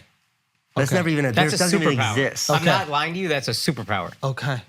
Okay. Like that doesn't even exist. Interesting. Yeah. I mean, what a huge competitive advantage. And you just always had that your whole life? Yeah. Okay, I mean, so yeah. you get Clinton all-time charisma guy or what? Like Oh my walks God. in and I mean, just, this is when he was like young and like top of holy, the top. the swagger. He had just left the office. Yeah. He had just left the office. And if you remember what a big deal it was that he had his office in Harlem. Oh, yeah, I remember that. Harlem Yeah. was like coming up then. It was yeah. beautiful. And like he loved it. And it brought down the house. So was he there for the actual Yes, birthday too? yes. Oh, so everybody's coming up to him being, that's so hilarious. Yeah, you were the hit of the movie, the whole Yeah. thing. And then like, you know, Tom, because he's so great, like he introduced us to the whole party as these are the guys that made the video. And it was a lot of art people there, and a lot of these art collectors came. They're like, "What do you do? Like, what are you guys doing?" And then Van and I were like, we went into the fine art world, and we started making videos, and then calling them fine art.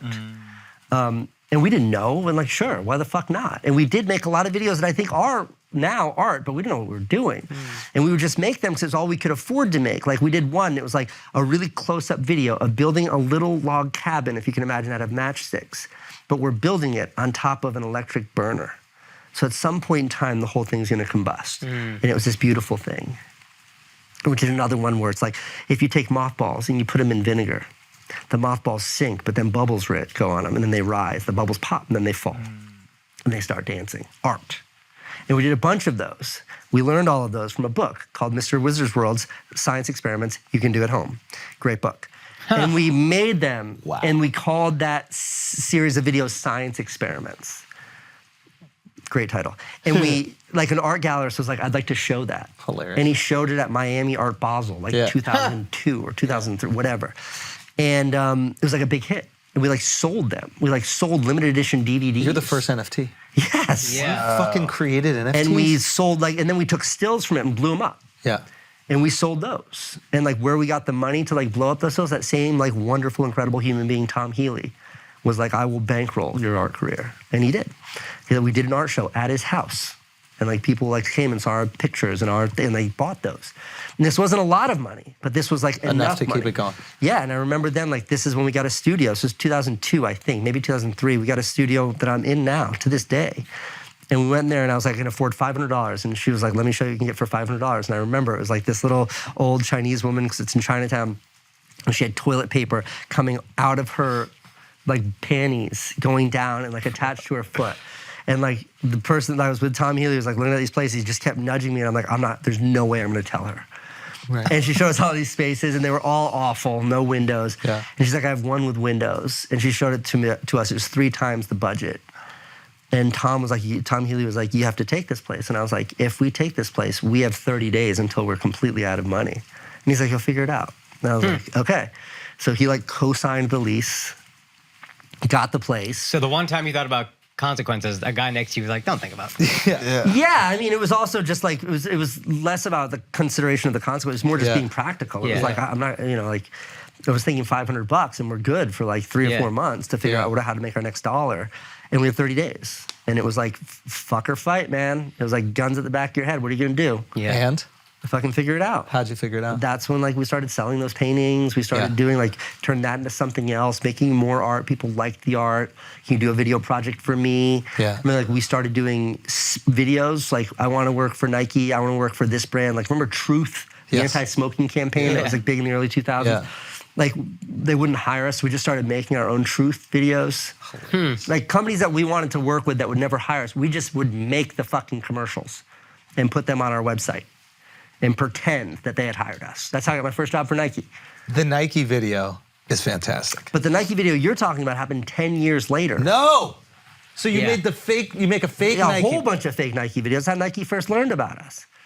And the first Nike video I ever got was like a guy who had like a tiny discretionary budget, and he's like, I like your fake Nike videos. We're doing a little meetup in the East Village. Would you make a video for that meetup? And I was like, fuck yeah, I'll make that. And it was like Where was the meetup? I don't remember. This was like 2005, 2006, but it was at a bike store. Go. They were doing like an event, and I made them this like 5-minute Nike video, and they played it there. And like, believe me, from that moment forward, when people were like, "What do you do for a living?" I was like, "I make Nike commercials." So you become commercially successful. In my head, in reality, I had made one $5,000 Nike video. But was it scratching the creative itch? Like, it's not filmmaking, but it is. Yeah, I mean, the idea that someone would pay me to do anything with a camera is so, I mean. Mind-boggling. Yeah, like someone's gonna write you a check to tell a joke. Like that crazy. When your whole life, you're like, no, I will literally pay to do, like I used to drive around to deliver VHS tapes of my videos so people would watch them. So yeah, it was like, it was amazing. And like that just picked up momentum. Like there was just one opportunity led to another, and there were ups and downs. There were times when Dan and I would get like, I remember we got a Microsoft job when they were trying to compete with YouTube. Yeah. And it was $200,000, maybe it was $100,000, but it was something outrageous. And we knocked it out of the park. And it was like a home run. They put it on like their Microsoft version of YouTube at the time, so nobody saw it. But it was like that, we were fucking flush. Yeah. Wow. We moved into better apartments. I remember I went out to eat a bunch of times. And like 4 months later, it was like, what the fuck are we gonna eat now? You know, so it was like that went on for a very long time. Did you ever have any failures in that strip? Like someone hit you up, you do the commercial, and they're kind of like, and it depends on how you define failures. I remember like we got a music video, and I remember like went to task to land this music video. Like I did everything I could. It was on Eazy-E's label. It was like this cool rock band they were bringing up. I did everything, and the shoot was a fucking disaster. And the video objectively sucked. Like it sucked. We did not do a good job. And that hurt. And then on top of that, the producer stole all of the budget. He was some 2-bit fucking producer from like North Carolina, Virginia, where we shot it. And it was like, he stole the whole budget. And like, that was tough. And how did you, the next time you have your next job, not reminisce on the pain and not feeling that? I was like, no, it was like fuck or fight. What are they? Go back to Connecticut and wash dishes? Yeah. You know, it was like. Okay, so at what point do you guys turn the camera on yourselves? When do you invent vlogging? Do people know that you guys invented that? No, I don't think. I mean, they know that you're the most credit. popular person, but I truly believe that style of filmmaking. Yeah, well, what was interesting is like, so our HBO show, which was kind of like the first really like version of it, cataclysmic break for us. That was the first like truly life-changing. And how the HBO show came together is we had met a bunch of people. One of the people we met was this super cool guy. You know Nantucket Nectar's The Juice? Yeah. You know, it's like Tom and Tom, the Juice guys. Fancy Snapple. Well, a different guy, not the Tom from the art career earlier. This guy named Tom Scott, another just incredible human being, had just sold that company for a lot of money. And he started a small like cable access TV channel. And he's like, make content for us. And we're like, hell yeah. And he was like, I'm opening up a cable access in Aspen, Colorado. Will you go to Aspen and make videos about it? And I was like, fuck yeah, I'll go there and make videos about it. And he gave us a budget of $20,000 and he wanted 10 videos for $20,000, which we were like, fuck, that's wonderful. The only thing we knew about Aspen is what we learned from the movie Dumb and Dumber. So instead of going to Aspen and making videos, we bought a 1985 Ford Econoline van and 2 mini bikes that we put in the back, and we drove there. And we made a video that was like a fucking Dumb and Dumber video of us traveling there. Like there's all these little vignettes, like at the beginning, how to fucking cheat the DMV to register a car that has no business being registered. Then like car breaks down the highway, so we go to our mini bikes, like just this wild adventure. And he was like, gave us no creative parameters except he's like, look, this is a respectable channel. Please be responsible here. So we called it the Responsibility Tour. Maybe we called it the Respectability Tour. I don't remember. Van says it's the greatest thing we ever made together. But that was effectively vlogging. It was like really in its infancy. And he loved that we made that, even though no one on his cable access channel had any fucking clue what to do with it. Are you familiar with the term gonzo journalism? Yeah, we were big. I'm a huge fan of Hunter Thompson, like huge. I've read every one of his books. Like, That's what I... Yeah.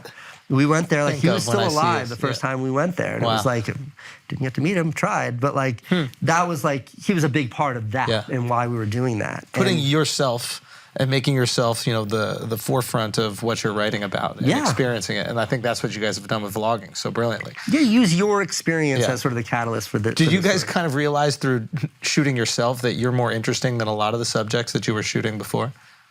It was more like the only way and this is true to this day, the only way I know how to communicate interestingness is by sharing how I experience that interestingness. Yeah. I don't know. I can't tell you that that energy drink is good. I can tell you why I like that energy drink. And it'll be compelling. But I can't tell you that it's good. Every time I tried, I fucking failed. Yeah. But that guy, the guy the cable access guy loved it. And he was like, let's do something big together. Yeah. And he was thinking of feature film. And Van and I were like, look, all we know how to do is make these little videos. Yeah. So I went to him and I was like, look, give us this much money and it will cover all of our expenses. And for a year, all we'll do is make little videos. And he was like, I don't know what that means, but sure. It was not a lot of money. And that's what we did. And for the year, and like 6 months into it, I remember he's like, I'm gonna bring over a friend to see what you guys have done. And the friend that he brought over was Doug Liman. Oh, wow. Doug Liman, who made, you know, Swingers, one of my favorite movies ever, but he also made Born Identity. He's a wildly successful, huge, big deal filmmaker. And he watches it. And Doug is not an emotive guy. You don't know. And he's watching it. And like when he's watching the screen, we're just staring at him and they're like, he does not like this. And when it's over, he stops and he sort of is quiet and he turns to Tom, who just bankrolled this shit. And he's like, you've got something here. Oh, wow. And Van and I were like, what? And he was like, this is a TV show. And we're like, oh, okay.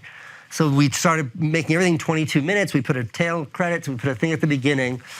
And when we had 6 of those, we went out to LA and we just started showing it to people. And most people were like, what the fuck is this? I remember we met with like one channel and they were like, we could put this on our website. And this is 2007. We're like, nobody bitch, looked at a website. Yeah. We're like, no thanks, that's not right. And so, like FX really liked it. They had just signed It's Always Sunny in Philadelphia. They had 1 season. It was a huge hit. We liked FX. They're like, we like it. Like there's something we can do with this. We don't know how we're gonna put this on TV, but maybe. And then we came back and our producer, Christine, called and she's like, HBO really likes this. Huh. And we're like, you're fucking kidding me. Wow. Like HBO, like the greatest channel in the universe. This is 2007. This is Sopranos. This is Sex and the City. But also, this is The Wire. But also fucking outside of Wire. scripted, real sex. This was like the salad days of HBO. Yeah, but they were dabbling in a lot of unscripted content. Yeah. There was docu-style that was amazing. It was so next level what they were putting out. Yeah. So we went back and we met with them, and I just remember like that fucking meeting with them. It was gnarly. Like their head of content, like she had a chair like yours, and the couch that we sat in was like this, but had no legs. So you sit with your like knees up, and you just feel small. It's such a fucking LA move. And I remember we get there, and her assistant was like, "Can I get either of you anything before she comes in?" And Van was like, "Ham and cheese omelet, chocolate milkshake." And she was like, "I was thinking water," and he's like, "That's fine too." Great. That's great. And yeah, and then they bought the show for $2 million, and it was like the greatest thing ever. Insane. Not so much. Then they fired the head of content that bought our show. Yeah. Fired her like a week later. Yeah. They still went through the deal, probably because they had to. The Right. new head of content didn't get our show, shelved it. Yeah. Nobody saw it. So we tell everybody we know we sold it. It's like a big deal. And they're like, Fuck. Oh, so it never aired. for 2 years it didn't air. And then finally, like, we're gonna air it. And they gave us like a $0 marketing budget, and they aired it on Friday nights at midnight. And I just remember, like, imagine if you could only watch my YouTube video. Imagine if people could only watch this podcast Friday nights at midnight. And if they didn't tune in for that window, they didn't get to see this. Yeah. And it was fucking soul crushing. It was just devastating. And in that window too, Van and I kind of went our different ways. I wanted to go more commercial. The opportunities at that point in time to really make money were more, you know, like they were coming from everywhere. Yeah. And I wanted to take advantage of that. Van was not into that. So he moved to LA to focus on his art. We kind of were like on our own then. And it was tough. I made like another show that was like the HBO show. And I brought it to MTV. And they loved it. Like, we want to do this, but we're not sure if it works. Obviously, you love your brother a lot, and you're still close, but was that a contentious point for y'all? It was tough. It was really tough. Yeah, it was super, super, super duper really hard. Yeah. Why could you guys create? Like, I don't see you being able to create with anybody else telling you what to do. Why with him does it work? Just because I just looked up to him so much. So it's just admiration. Yeah, completely. Interesting. You know, and So you think everyone else sucks then? I mean, I don't know. I don't trust my ability to work with anyone else. I think I recognize talent everywhere.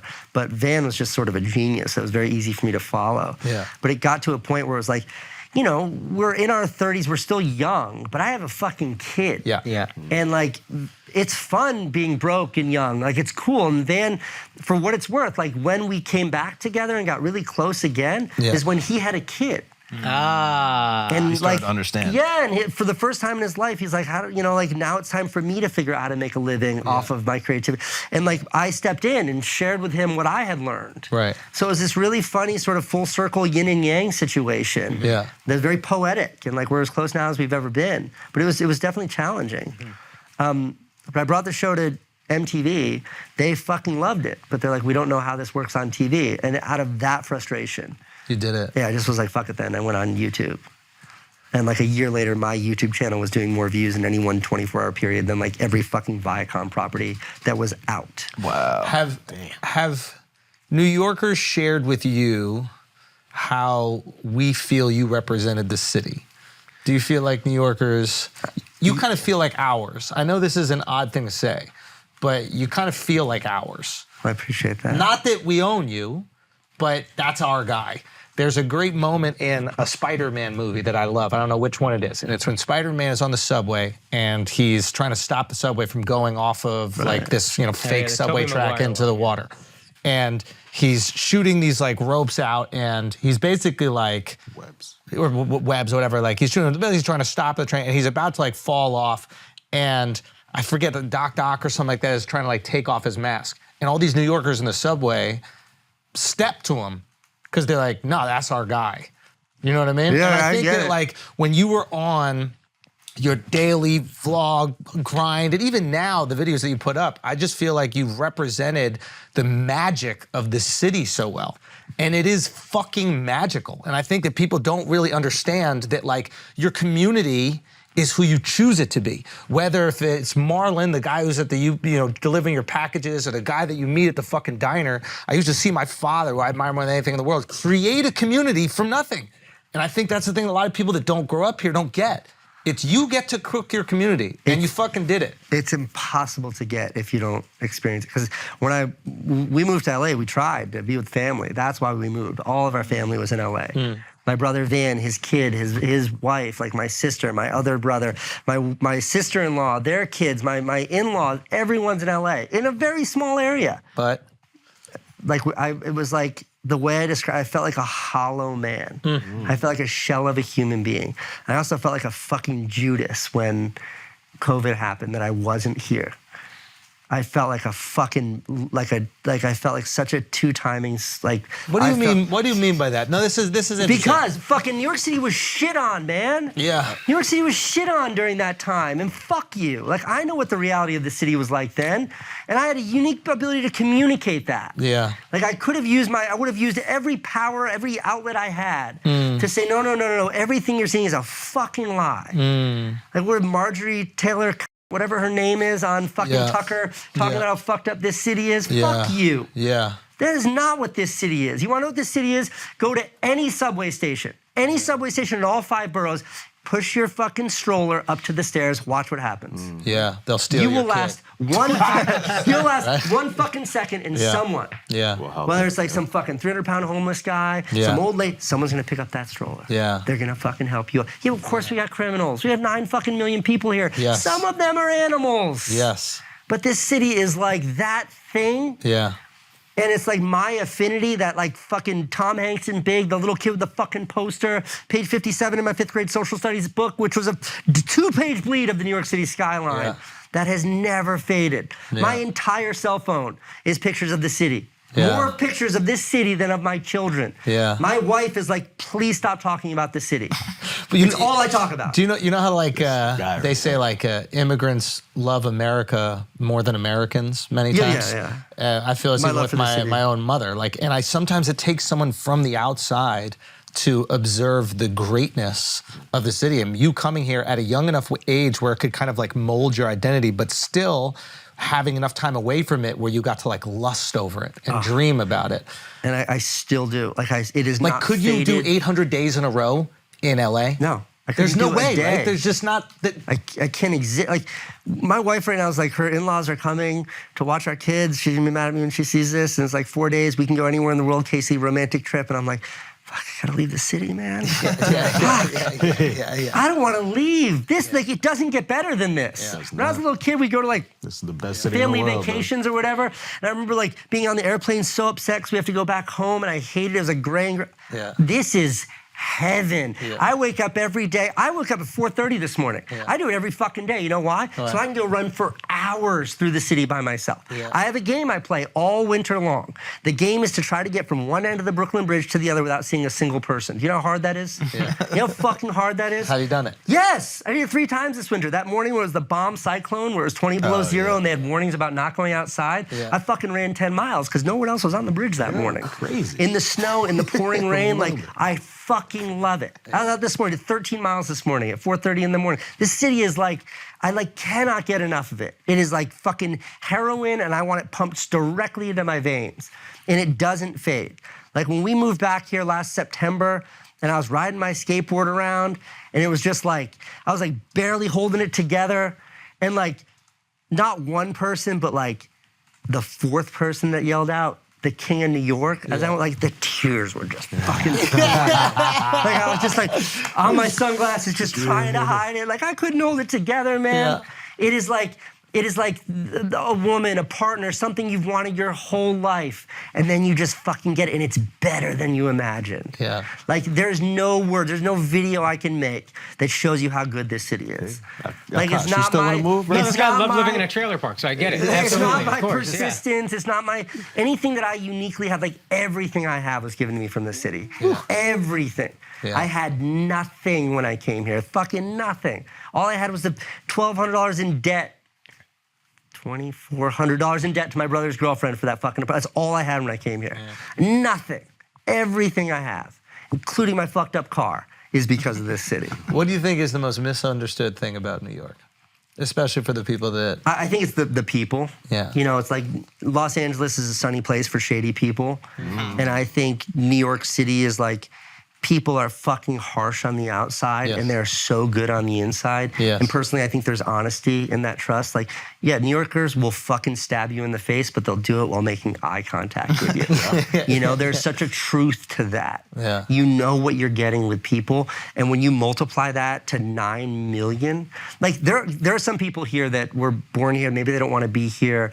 There are some people here that like, they're here by chance. I get, but most of the people, especially the people, the fortunate people like all of us that we get to interact with, they're here because they fucking want to be here. Yeah. How many people have you met that was like, I didn't know where I wanted to go after college, so I was just sort of walked by New York City and I was like, oh, I love living in a 200 square foot rat infested apartment for $3,800 a month. I'm going to stay here forever. No, everybody is like, I fucking fought to be here. That's the thing that I don't think a lot of people understand when people who aren't from New York, they criticize like the apartment size and stuff in New York. They're like, why would I want to live in a 600 square foot apartment with like mice and rats, whatever?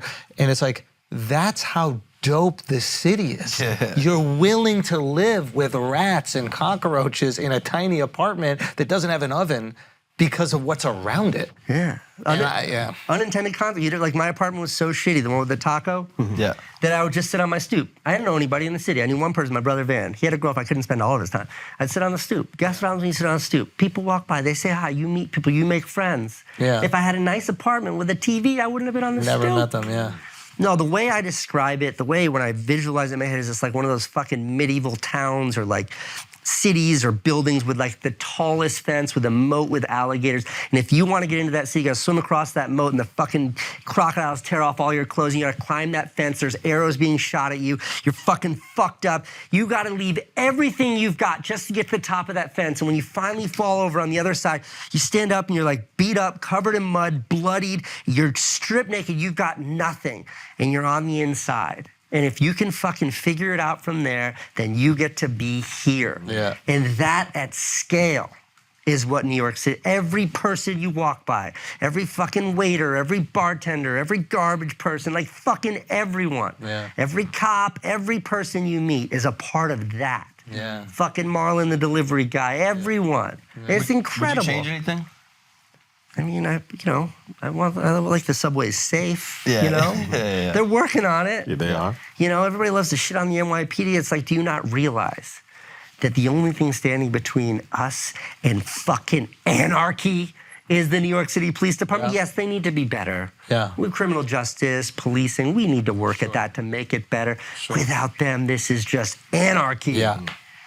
But no, like it's the city to me just, I don't ever remember it feeling this good. Really? Yeah, because Bloomberg had it nicer, cleaner, safer. Yeah. But every cool place we know was chased out and replaced by a fucking Chase Bank and a Dwayne Reed. Yeah. Every one of them. But then COVID fucked that up good. Yeah. And now it's a little bit nasty. Yeah. But all those places, all those Dwayne Reeds But we're are used to gone. nasty. That's the thing. I don't like like nasty. That's not shocking to people who've been here No, for but 20, now we get 30 the years. cool restaurants, we get the cool shops. Do you wish Times Square was like seedier? I mean, I don't go above 14th Street. Okay, fair. Yeah. But like back in the day, like people were always like, oh yeah, Times Square was shitty and there was crime and this neighborhood was run down. Like, do you miss that grittiness? Yeah. I don't think people realize like how detached New Yorkers are from Times Square. Yeah. It's like- really not a place that we go to. So like when people go, oh, Times Square isn't what it used to be. It's like in the 70s. Like Yeah, I spend more time in Cleveland than I do in Times Square. yeah. I've Times never Square been can to look Cleveland. however it wants to look. They can put M&M stairs. Like we don't give a fuck. Yeah. It's like when Houston Street starts changing. Yeah. That's when we're like, whoa, what's happening over here? Yeah. Or like the Lower East Side was this fun little edgy place, and now it's a little bit more like yuppie and like big high rises and stuff. And I think that's where there's often like pushback. But another thing I learned, I mean, I grew up in the East Village. Like I saw my neighborhood turn over so much. That was my expectation of New York. Yeah. It was turnover. So I don't get angry when I see neighborhoods change, because I was constantly used to change. Like I saw my neighbor go from like drug haven to Japanese restaurants. I don't know what those things have in common, That happened fast, I remember. but quick. real quick. Like sex stores, buy weed, Japanese restaurants. Done. So And when we take the kids out, we go to almost exclusively to Chinatown. Because Chinatown's kind of like one of the last the only thing vestiges. that doesn't change. And I think it's because like whatever fucking Chinese mafia situation is Oh, holding they got it down. locked down. Yeah. They're like, nah, we're cool. Also, like new people are- high rise, nah. People are afraid to go into business there. Yeah. You know what I mean? Like it's just, gentrify somewhere else. Yeah, exactly. Like, you can Yeah. open up your fucking bookstore in the East Village or Alphabet City. Don't go near Chinatown. You get fucked up. Yeah. I love Chinatown. Plus, they're building one of the biggest prisons in the country in China. Central Tombs? Central Book Central Book they're of the tearing Tombs, it down. yeah. Wait, they're building a new one? No, they're building a mega prison there. For whom? They're fucking getting rid of. Prisoners. Damn. What do you mean? For like a holding situation. Yeah. They're trying to get rid of or at least marginalize Rikers. Yeah. That's And right. to do that, they're building new fucking, it's not a prison, like a jail in all 5 boroughs, these mega complexes. So you get the one rid that of we're Rikers. getting Yeah. is 3 blocks from here. Which is fine by me. I'd rather if it wasn't, but I get it. The only thing that bothers me is during this 5 years of construction, it's fucking up all my restaurants, man. Not Trying Center had to go out of business. Not Trying One says he's hanging around by a thread. Yeah. The poor guy. Yeah, they're thinking about building a halfway house. This is kind of an interesting thing that's happening in Soho. I saw that. This is so funny. So in Soho, there's a guy who wants to sell his building, and he owns a building in like prime Soho. okay? And he wants way over the asking price, and nobody's willing to pay for it. So he's essentially holding his neighbors hostage by threatening to sell his whole building to the city, where they will then build a halfway house for violent criminals. Yeah. Rape, murder, assault.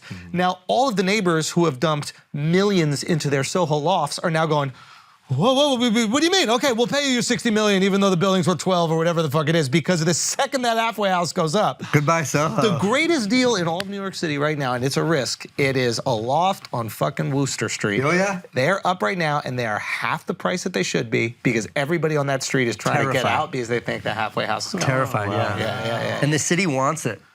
Of course the city wants that coverage. They can't just keep building. And I have mixed emotions about this, mainly because I'm like a fucking rich white guy who lives in one of these safe neighborhoods. But like they can't just be building these homeless shelters and halfway houses in outer boroughs. Like I get it, it's not fair. Yeah. What's it? NIMBY, not in my backyard. Not in my backyard. So cool. Why don't we just build one in literally the most expensive real estate per square foot in the world? In the world. The whole And building. we'll Imagine going from prison to Soho. Yeah. You're having like spritzes at Felix every weekend. You're like, this is the good life. Maybe that does rehab them the best. What if they see the good life and they're like, I don't want to do crime. I just want to. And they can work. They can work in one of the restaurants. They're fucking dishwashing. They meet people. Who knows? This might be turn the whole thing around. I love that idea.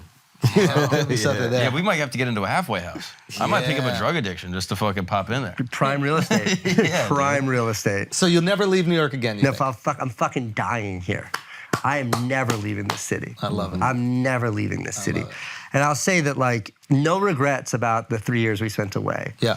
Because it's like the thing that I like to liken it to is my wife and I, we met and fell in love immediately.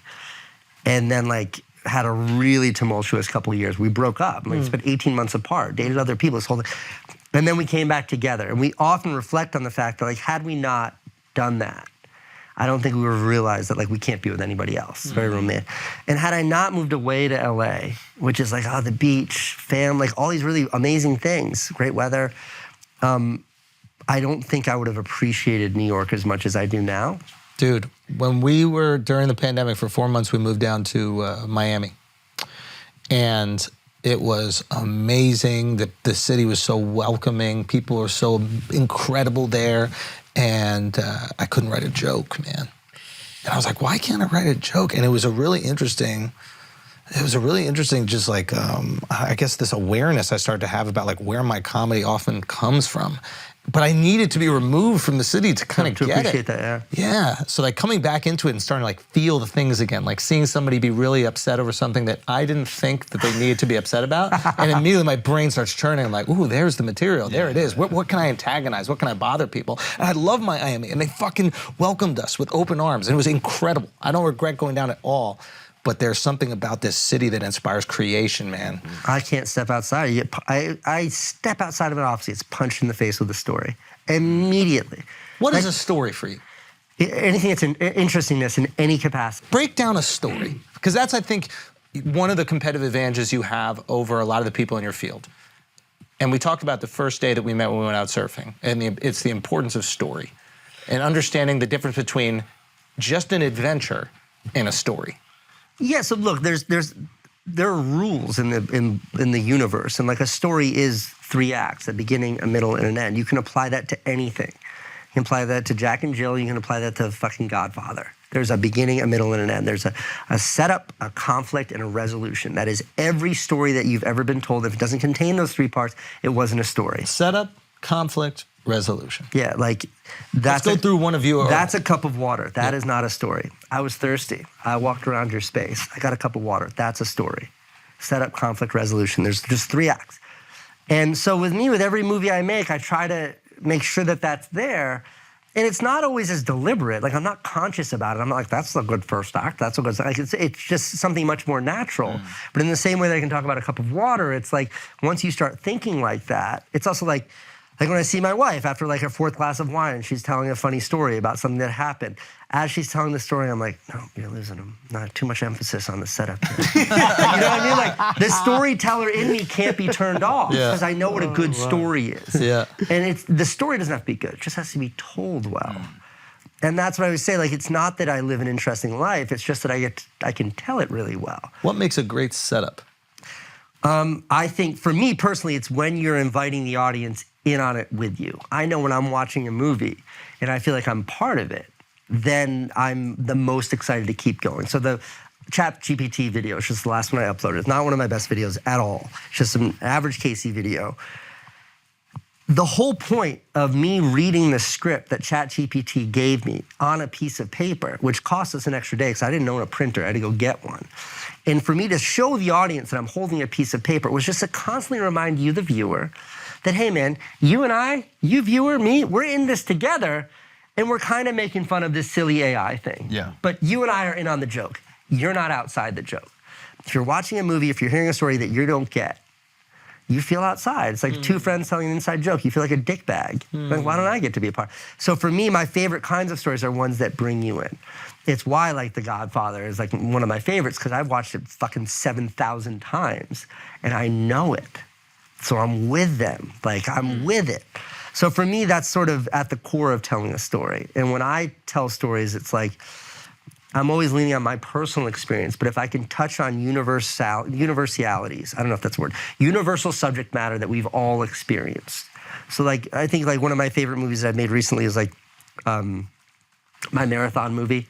That was great. If you've never run That was before, great. I had like strangers stop me on the West Side Highway being like, I don't know you, your video made me cry. And it's about me failing running a marathon. Like I've run 25 marathons, that was my worst race ever. You didn't fail, though. You persevered. You just didn't run it as fast. That's right. I did not achieve my objectives. I finished because I'm not a fucking asshole. But like that movie, as I'm editing that movie, especially because it did not turn out as I expected, I wanted it to be this movie of triumph, like where I finally achieved a goal I've been trying to achieve for 25 attempts. As I'm making it, I'm like, you know what? The struggle, as I'm going through all my first, I'm like, the struggle is so much more interesting than the victory. Because we've all been there. We've all had our asses kicked before. Not everybody has run a really fast marathon. Like, that's not so universal. But like this idea of just getting beaten down and having to you get that 8 count, and you get back up and you're like, fuck no, I'm not taking this. And you just stand up and start swinging again. We've all been there. So that's what I try to zero in on. There was also a message of accountability in that was just kind of cool to see is you cut in the middle of him running a marathon. He cuts to the day before and he goes, all right, here's my target time. I could have hit that target time, but I didn't train hard enough. So I'm probably going to be, and then he has like a graph with like a kind of shitty time for him. He's like, I'm probably going to be somewhere closer to here and it's my fucking fault. And then he cuts back to the race and it's him immediately being like, God damn it, dude, I need to walk this mile. And it's just like a cool, like, I don't know. I thought it was a really cool way of telling the story of also holding yourself accountable. Yeah, but like still those, to me, those are like devices. Those are devices to communicate those universal subjects. I mean, like the day you and I went surfing, that like no one surfs. No one surfs. You know what I mean? Like there's not that many people that surf. And then there's like, no one lives in New York City. No one even knows there's surf. So what's interesting about that? The only thing that's compelling about that video is the chemistry between you, me, Dean, like the group in the car. Yeah. Like it was just fucking fun. Yeah. Dean, like this stick-up guy, was like kind of stiff. Yeah, Like yeah. none of us are good surfers. We're just out there getting our fucking trying not to drown. Yeah. The surf footage wasn't even that good. Yeah. But it was like getting to see 3 fucking dopes. I don't mean dope as in cool, like fucking idiots. Yeah. Like we're grown-ass men going to have a fun time playing in the water. Look at us go. We're taking it seriously. That is like, I get that. You had a good observation when you were putting the movie together. You're like, they don't really care about the surfing. I go, what do you mean? He goes, watching the greatest surfers in the world is boring. They don't care about us doing it. No. It's the story around it. Yeah, it's that chemistry. It's that fun. It's why like nobody cares about me going to get a smoothie. But that happened in probably 200 of my 800 vlogs. I like do that every morning. But it's like seeing that that's my thing every day. Seeing that I get to have a little relationship with the girls that make it and the owner of the place. And like they eventually put my fucking face up on the wall of Juice Press, which my friend then sold. My face is still up. All I got for that was a fucking hot sauce. Now you gotta You know go what I collect, mean? bro. Equity Get a little there. piece. Fuck. I love your video with the drone and like the mission so of you good. having to get it back. yeah. I love That's like one of my favorite videos I've ever I made. love that video. Because it was just stupid. It was the most inconsequential nothingness. But like we've all been obsessed about something that is meaningless to everyone else. Yeah. No one gives a shit. But if you care and you can communicate that, that's exciting. Yeah. Like that's fun.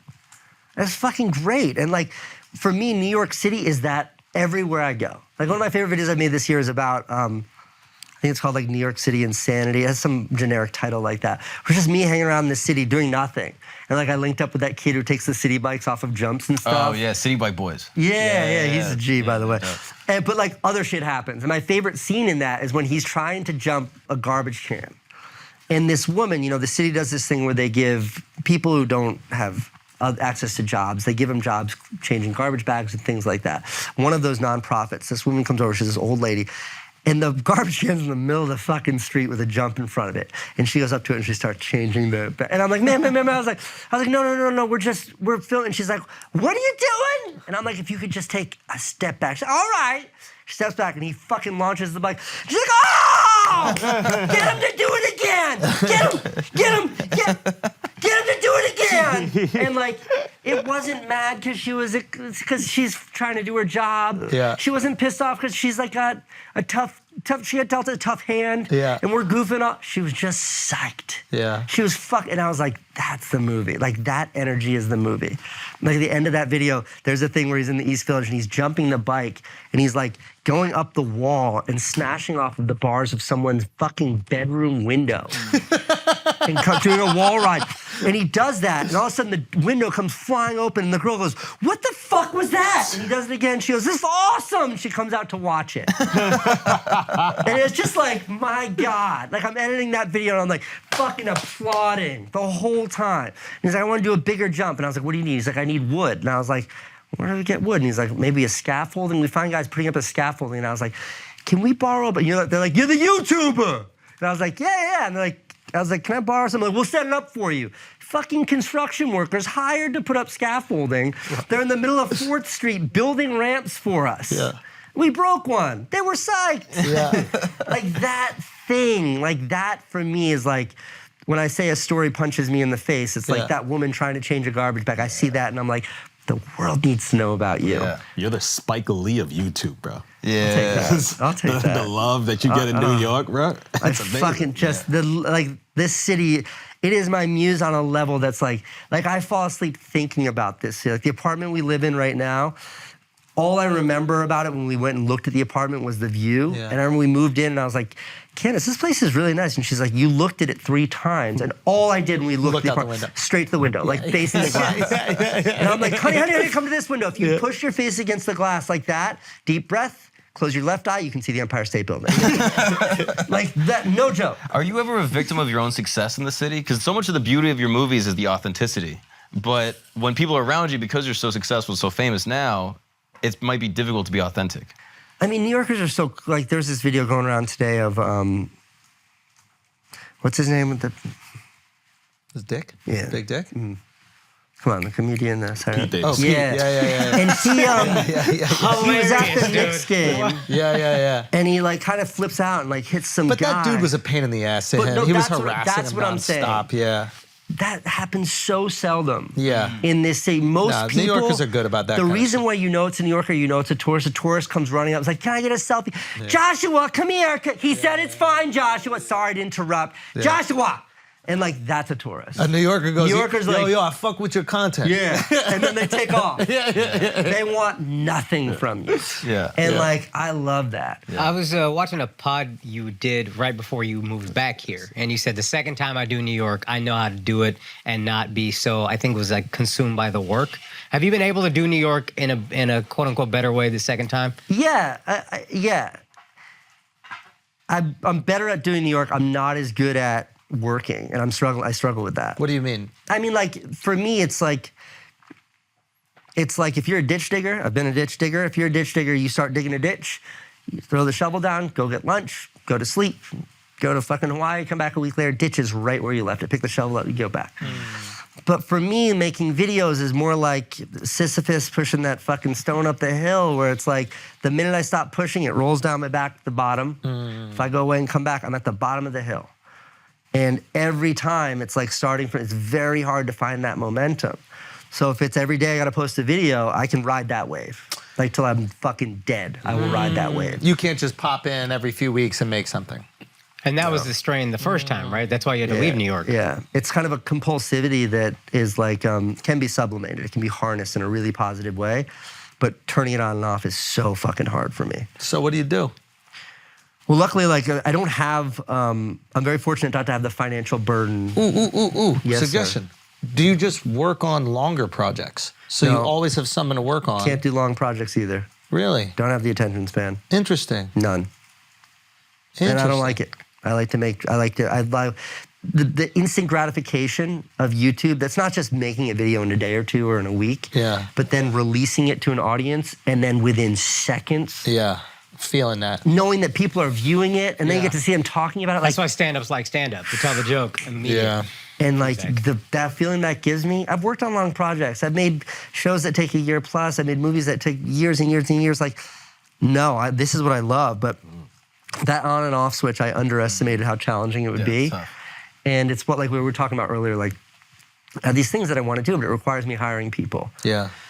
If I have somebody working for, immediately my focus is on management, getting the most out of our professional relation, and like I'm not making movies. Yeah. So like sitting in my office alone, it's why I don't do meetings, it's why I don't do phone calls, it's why I've been blowing you off to do this podcast for how many months now? Like it just means I know. It's not like, well, I'll get something done in the morning, take a quick break, come back to it. It's like, no. The day's gone, most likely the week's gone. Yeah.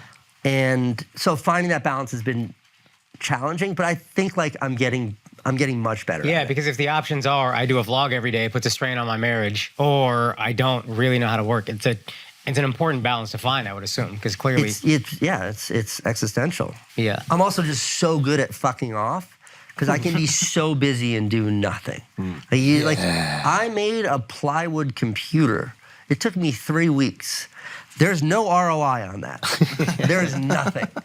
I just was like my laptop, and then I've got a monitor and my hard drive, and then there's my mouse. It's like my whole table has all this shit on it.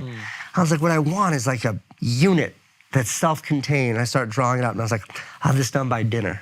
3 weeks later.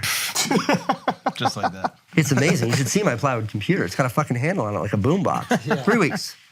This is in LA or this is here? This is in my office. Oh, wow. I wanted to build a tree fort for my kids in my office. This is what you blew off the fucking podcast for? Yeah. Your little arts and crafts project? You should see the tree fort I built for the girls. It's unbelievable. They've got a patio. I can't wait. They've got carpet.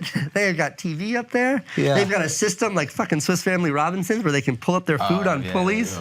The kids come to my office. They got a place to chill now. Yeah. No return on that investment. That was months. Well, that's kids' happiness. A plywood computer is for no that's one. big. That's ROI. that's my happiness. Yeah. Also, like sometimes, like I have a TV in my office. You could just click play on anything. And it's just... You just go to HBOMax.com. You know how many movies are on there? It's a lot of movies. No one's telling me not to. Is your TV show on there? Damn, yo. That's fucked That's up. rough. Doesn't even cost them anything to put it up. I know. Yeah. Well, technically they lost their, the window was like 5 years, so I got it back. So I could do something with it. Oh, shit. I just don't have to relicense all those songs. Yeah, that's kind of annoying.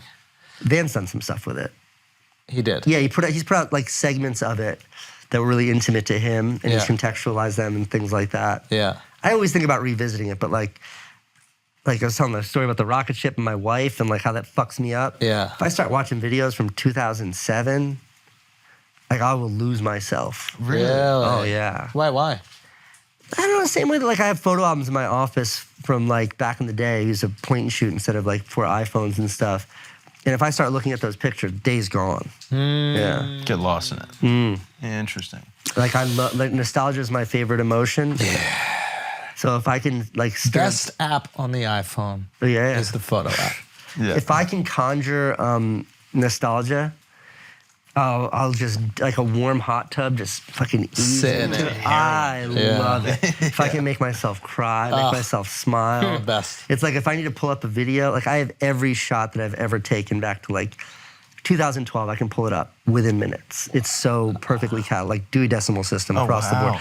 You have all the raw footage. Everything. Never deleted a clip. And when I need to do that, like it takes me 5 minutes to find the clip, and then 8 or 9 hours of watching old video clips. Yeah. So if I start watching the HBO show, I'm gonna lose. Like Van keeps telling me to watch the Respectability Tour. He's like, it's so good, and I don't remember it. I remember broad strokes, but like I don't remember the specifics of it. I'm curious, what's the story behind the glasses? Well, there's a number of answers, but the most honest one is just, like one time somebody asked Jack Nicholson, like, why do you wear sunglasses indoors? And Jack Nicholson's like, without my sunglasses, I'm just another fat old guy, and with my sunglasses, I'm Jack Nicholson. Oh, shit. So me, without my sunglasses, I'm just like a funny looking guy, and with my sunglasses, I'm Jack Nicholson. Nice. So you're trying to be Jack Nicholson, really, just at the end of the day. Yeah, but the reason why it started was because, like, and I made a video about this, but like, if you look at your cameras there, if you flip around the screen so it faces you, like, it's one of my least favorite things about when YouTubers do. They're talking to camera, but their line of sight is off. Yeah. It's just like, it means they're watching themselves. And it's like, you fucking vain monster. You're pretending to talk to me. I know you're looking at yourself, fixing your fucking hair. So I can keep my face to camera, but my eyes are over here. So I did it for like a really practical reason. Oh, wow. Yeah. Hide your vanity. Yeah. And then it just to make me seem more authentic. You know, like I'm actually checking my framing at all times, but it looks like I'm looking in the lens. But then it just kind of became part of it.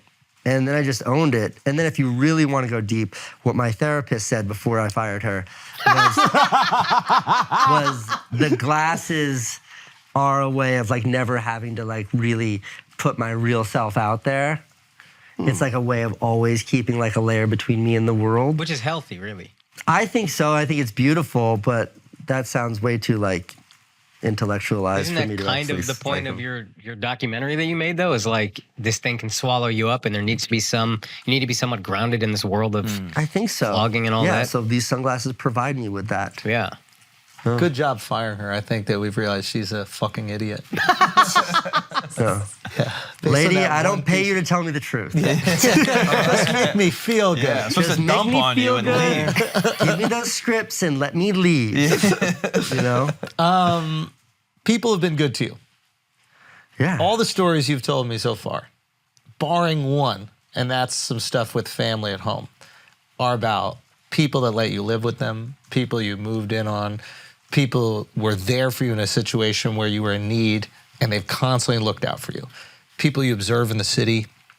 You find these amazing characters and people doing the most mundane things like changing a garbage can.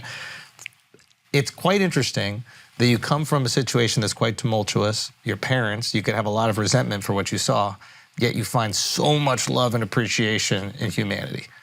Like, it seems like everything that you've curated is, look how awesome these people I get to interact with on a daily basis are. What do you think about us as a species, as human beings? Most people are awesome. Yeah. Like, I think most people are just fucking great. Almost everyone. Like, you travel around the world, like, everyone's fucking great. Especially when you get, like, a little bit of fame. Oh, my God. Yeah. They get really nice. Like, I know you asked a sincere question, but, like, the one thing about fame has a lot of bad sides, but the one thing about fame is I get to understand what it must be like to be a really fucking beautiful woman. You know what I mean? Like, you spend time with a beautiful woman, and I don't mean like a normal woman. I mean like a supermodel. Yeah. Like, I'm friends, I know some. And like everyone stares. You show up at a restaurant, it's like, of course we have a table for it, like whatever you need. The fucking C parts when you're that beautiful of a woman. I have to give you pushback here. People respect you. I was not taking this to a place of it's my looks that grant me the privilege. No, my point is the way that they're treating those supermodels has nothing to do with them respecting their brains, respecting their creativity. Well, I appreciate that. Nothing. The reason why you're getting that love, like if I was one of those supermodels, I would fucking hate it. I'd resent all of them. I'd be like, you just think I'm a hole. Everybody wants to just fuck me. Whereas They like what you do and what you create and the way that you make them feel. That's why you're getting that kindness. That's why you're getting that warmth. They're giving it back to you. You've made them feel that way. Well, I appreciate that. And I was going to just fucking put an asterisk at the end of the supermodel thing, which is like, I understand there's a lot of negativity to that. Like, Yeah. I think Brooke Shields, maybe, some famous, beautiful, who's now old, wrote a whole book. I was just reading the synopsis in the New York Times about how hard it was to be young and beautiful because that's all you're ever judged for. Yeah, well, she was also, This- Also being a 15. kid. This is an experience I know nothing about. That was, No, you're a hot I've guy. never Come had on, to dude. worry about being judged for my beauty. But like, no, and that what you're describing is real. And like the guy in my garage who parks my car, like he knows my videos. Yeah. Like yesterday we're in New Jersey bringing my kids back from a water park and like we pull up to get gas and like the window goes down and I was like, hey, can you fill it up with regular please, sir? And he's like, yeah, YouTube. And I was like, yes. And he was like psyched. And like, I love that. Get the best version of people. Norm Macdonald had a great observation about it. He's like, my life has been so incredible because the people have been excited to meet me constantly throughout my life. And I get the best version of them. They're happy. Yeah. They're smiling. Like most people go through their day and they're kind of frustrated, maybe angry. They're disappointed at things they had to go through. But when they meet me, they smile. So for me to complain about fame would be fucking ridiculous. And I loved that take. Because it's so easy for like celebs to get caught up in this, oh, someone asked me for a picture when I didn't want to take one. It's just like, that is the focus, not the fact that you get joy from every human being that you meet.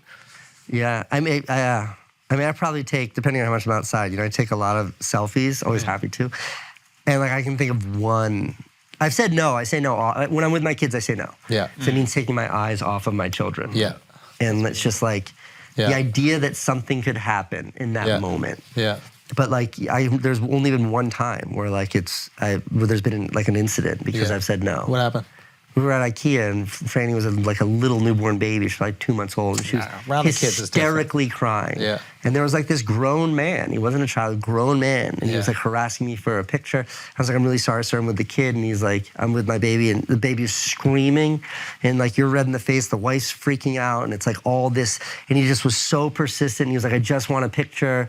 And he was like, and then he got like a little bit aggressive. And like Candace started freaking out at him. And he got aggressive about that. And there's a baby. And it was just like that moment was really, like I remember that moment. But other than that's that, once. Yeah. Yeah. I think like 5 selfies today. That was once. Like it's a. I've only said no to a picture one time. And It'll change when you have kids. the kid thing is completely different. But it was just someone who said, they said, they're like, yo. And I was like, what's up, man? And then they went, yo, come here. They were like sitting down and I was walking. And I was like, that's not how this goes. Yeah. It was something about the person didn't even know my name, and I'm walking down You're the that street. guy. Yeah, yo, get over here while I have my pasta in my hand. And I was like, yeah, that's not. You know who's the best at that? Is Logan Paul. Really? He delivers his no's, which are much more like go fuck yourself. Yeah. With such like grace and charm. Yeah. But it's unbelievable. Like I was with him we're at the beach. Yeah. And this mom comes over and she's like, I want you to take a picture with my kids. Yeah.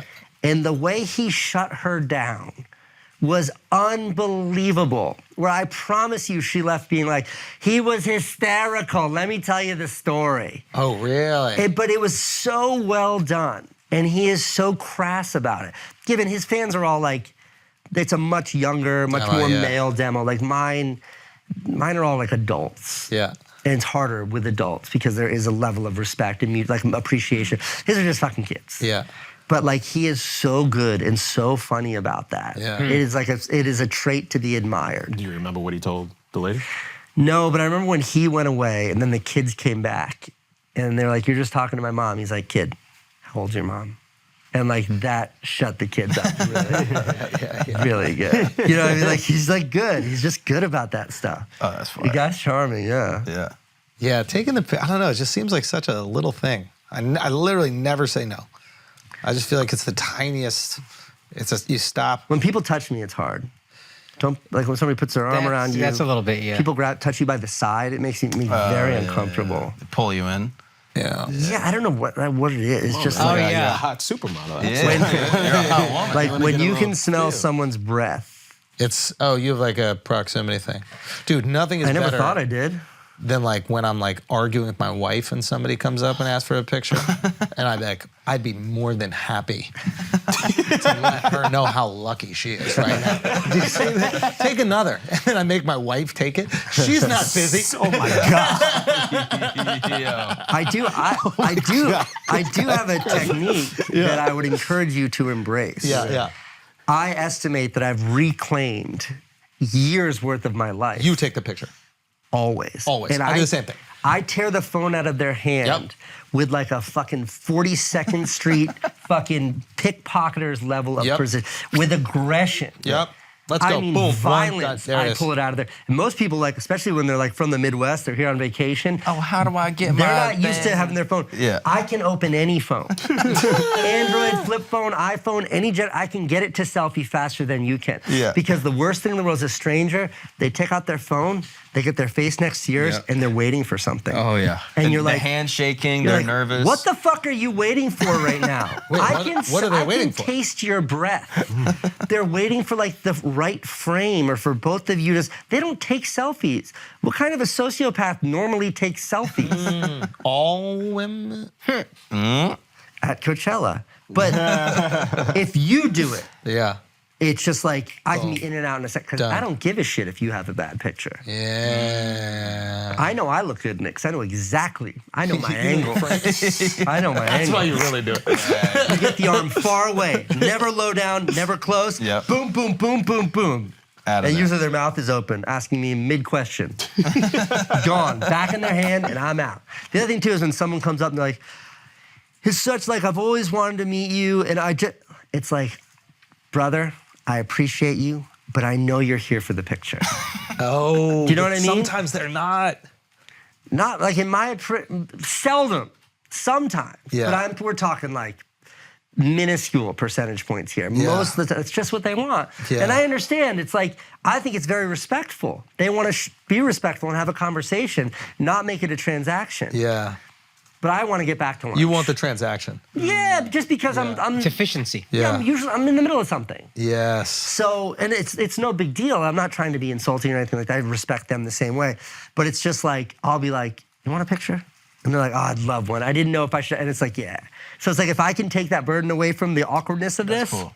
That's very cool of you. yeah, you just say it. Because you can tell they're a little shy to I remember say I was at the airport with my wife, and she takes those Peloton classes. There was an instructor that she like loves, and then I was like, say something to her, and then my wife was like, "Hey, hi," and she's like kind of nervous, and the girl just goes, "Hi," which I get. That was a little awkward, and then my wife was like, "I just want to let you know I really love taking your classes, and it's really nice to meet you." And then the girl goes, "Okay," and then I was like, "Yo." I mean, like, I've seen this guy. I get recognized sometimes. I've seen this guy get recognized thousands of times. Always humility, magnanimity, or however you say it. Same with you. And then when someone does that, you look at them forever and you're just like, yo, you suck. Yeah, how's that Peloton stock doing now? Bang. There you go. Bankrupt. There you go. It goes like this. Those moments for those people, for someone who takes all that guts to go up and ask for Yeah. they're going to remember that for the rest of your life. So Huge. even though you're going to forget about it in a second, with respect, like it's, you do it a lot and they're a stranger to you, but you're not a stranger to them. Yeah. So no, I would say, yeah, with very few, and even when I'm with my kids, I don't say no. I say not when I'm with my children. Yeah. Yeah. And if someone doesn't understand that, then they can just go fuck themselves, Yeah. and I don't care. But at least in that moment, they're like, no, he was with his kids. Did you get a selfie? No, he's with his kids. You know? And that's Have not your personal. kids ever been like, why do you take Not the ever, pictures when they're always. hot? Do they say that? Like, I thought you don't take No. pictures, Daddy, but then when they're hot and they you're have with huge me. fat tits, like all of a sudden you have time to do that. I do find myself I do find myself almost always being nicer to girls than to men because You're so unique in that way. Dude. Men That are is weird. so unique. You're so bro. weird, The Casey. men are more Where do you threatening. develop They're that? fucking Yeah. threatening. Oh, Like it's a threat. A Yeah. grown-ass It is. man is Yeah. a threatening Scary. Yeah. versus like a lovely Yeah. young A woman. girl's horrible breath. You're like, is that Brie? Did you have blue cheese for lunch? Wow. No, my kids, my older daughter, not only does she recognize it, but she has since figured out who I am on YouTube. Oh, so she's watching. Yes, she loves, like she's that's watches awesome. all the old videos to That's break down and awesome. understand her. I don't know that it's awesome.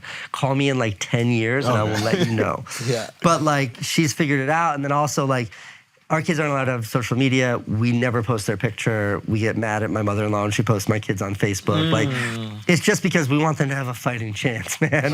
We're just fucking trying here. Yeah. And my little daughter, like, when someone asks for a selfie, she wants to be in it. Oh. Because she wants to be a part of it. So it's like literally there are so many pictures of the top of her head jumping up to try to be able to, just her little blonde hair comes in.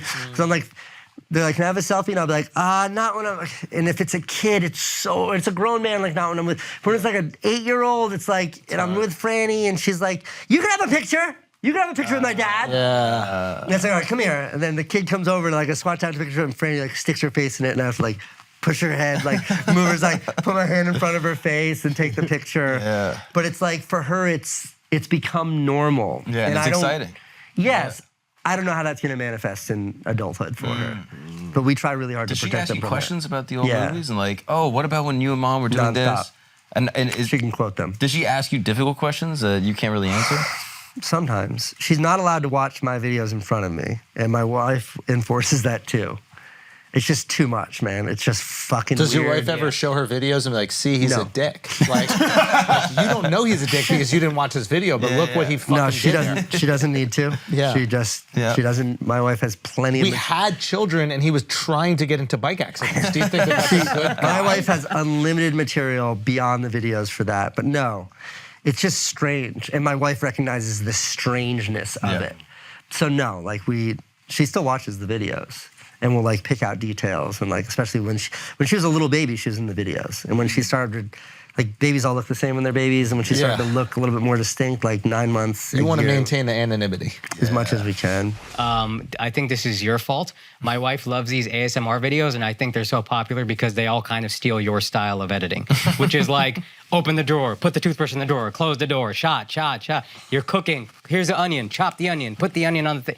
I watched your videos, and I was like, this motherfucker is the reason these ASMR videos are successful, and they're ruining my marriage. There's something like Maybe she just wants you to whisper.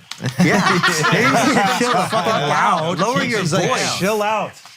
There is something very like calming about watching process-based videos. Dude, I can't. I go nuts. You don't have the attention span for it? I don't. It's something that my skin is crawling as it's happening. I'm like, yo, get to something, please. Isn't ASMR when they're like fucking chewing on TikToks with the microphone in I front think of it? that's but there's like there's ones where fingernails. they're like cooking and you like hear everything very Hear the vividly. crackling of the onions in Yeah. the oil. Yeah, there's like a guy who goes camping. I love that And dude. I He's watch in those the middle videos of all the fucking- time. he's in Primitive the- technology. No, There's no, no no, no. talking. Not that guy? No, He's there's just setting up his shit. it's the best. I It's have the a few of best. those guys that I watch, Me too. and they're just 20-minute phenomenal. videos setting it up, and he's like opens up his little folding stove, and Yep. he's like making rice. Not a word is Not said. a single fucking peep, and I'm upset that I Can't can't do it. remember the name of the Yeah. guy right now because I want to give him a shot. Shout out what? Men with the pot. It's the No, cooking. no. There's another guy who cooks out in nature. Have you seen this guy with like the kind of No, no, blade no. knife? It's like a square, almost kind of butcher blade knife. Oh, those are cooler than This that. guy. The is- guy that I watch, because he has the same car as me. Like try Land Rover, Defender, camping, AMSR, Ace, SRR, Yeah. and like it's just the process, and it's It's so calming. so nice. Your fucking heart rate slows down. Fuck, I don't know, man. No, that's not it. Oh, God. Make it stop. Camping, in any event, he's great. He's There's great. a guy that also creates. It's not just camping. Like he doesn't put up the tents and stuff. He like creates structures to sleep in. So he'll do it in a cave. He'll do it. Oh, I like that. Yeah. It is fucking is it this guy? phenomenal. Maybe. What's it called? Maybe. Let me see. This is the same genre, but I don't think it's this guy. This is Go 4x4. He's got a Jeep. He drives a Jeep. Yeah, but this is the same vibe. Yeah. This is like the whole point's the volume. Yeah, I know. Oh, okay, my bad. He gets so irritated. I wanna get- This is why I can't work with anybody else. Look at me, dude. No, this guy's got music. Yeah, this fucking music's wrecking this. It's wrecking it. No, you'd have more. Oh, wait, no, the music's gone. This. I'll watch this for days. I'm already, dude, I can't. You know what I mean? Like, I'm there with him, maybe. Do you like camping?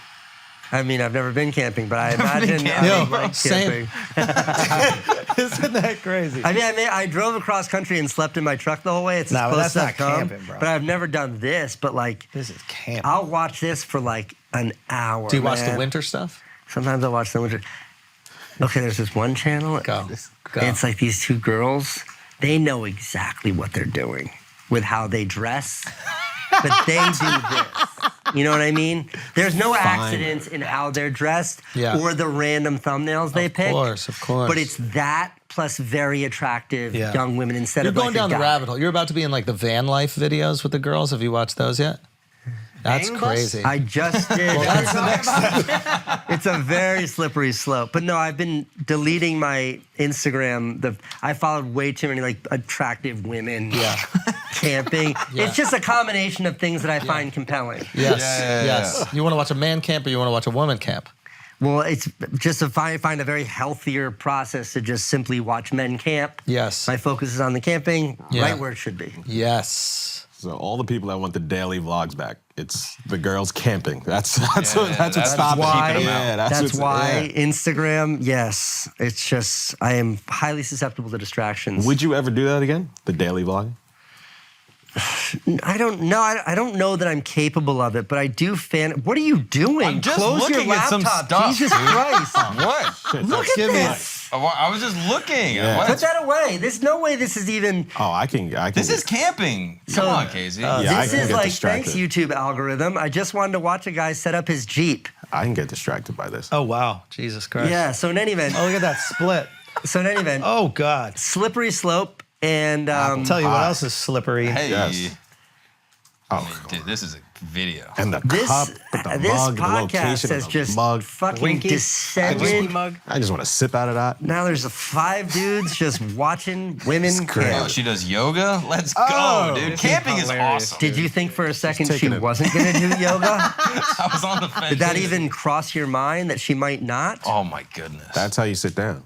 Wow. Can you please close the solo, Teddy? See how distracted? Oh. Whoa, that frame. That's the thumbnail. That is Okay. just. That is the thumbnail. What is her name? What is I don't know. I think that's Solo Oh. Teddy. Solo Teddy. Yeah, Gotcha. yeah. Okay, good. That's Well, the- listen, Casey, do you have any other Great- YouTube suggestions before we get out of here? Great talk. Is there anything Great else that talk. you What really else you enjoyed? do, Yeah, brah? Yeah, Feet pics. Do you have any good? sports. Should we check out WikiFeet? No, but that's my wife's biggest threat. What is that?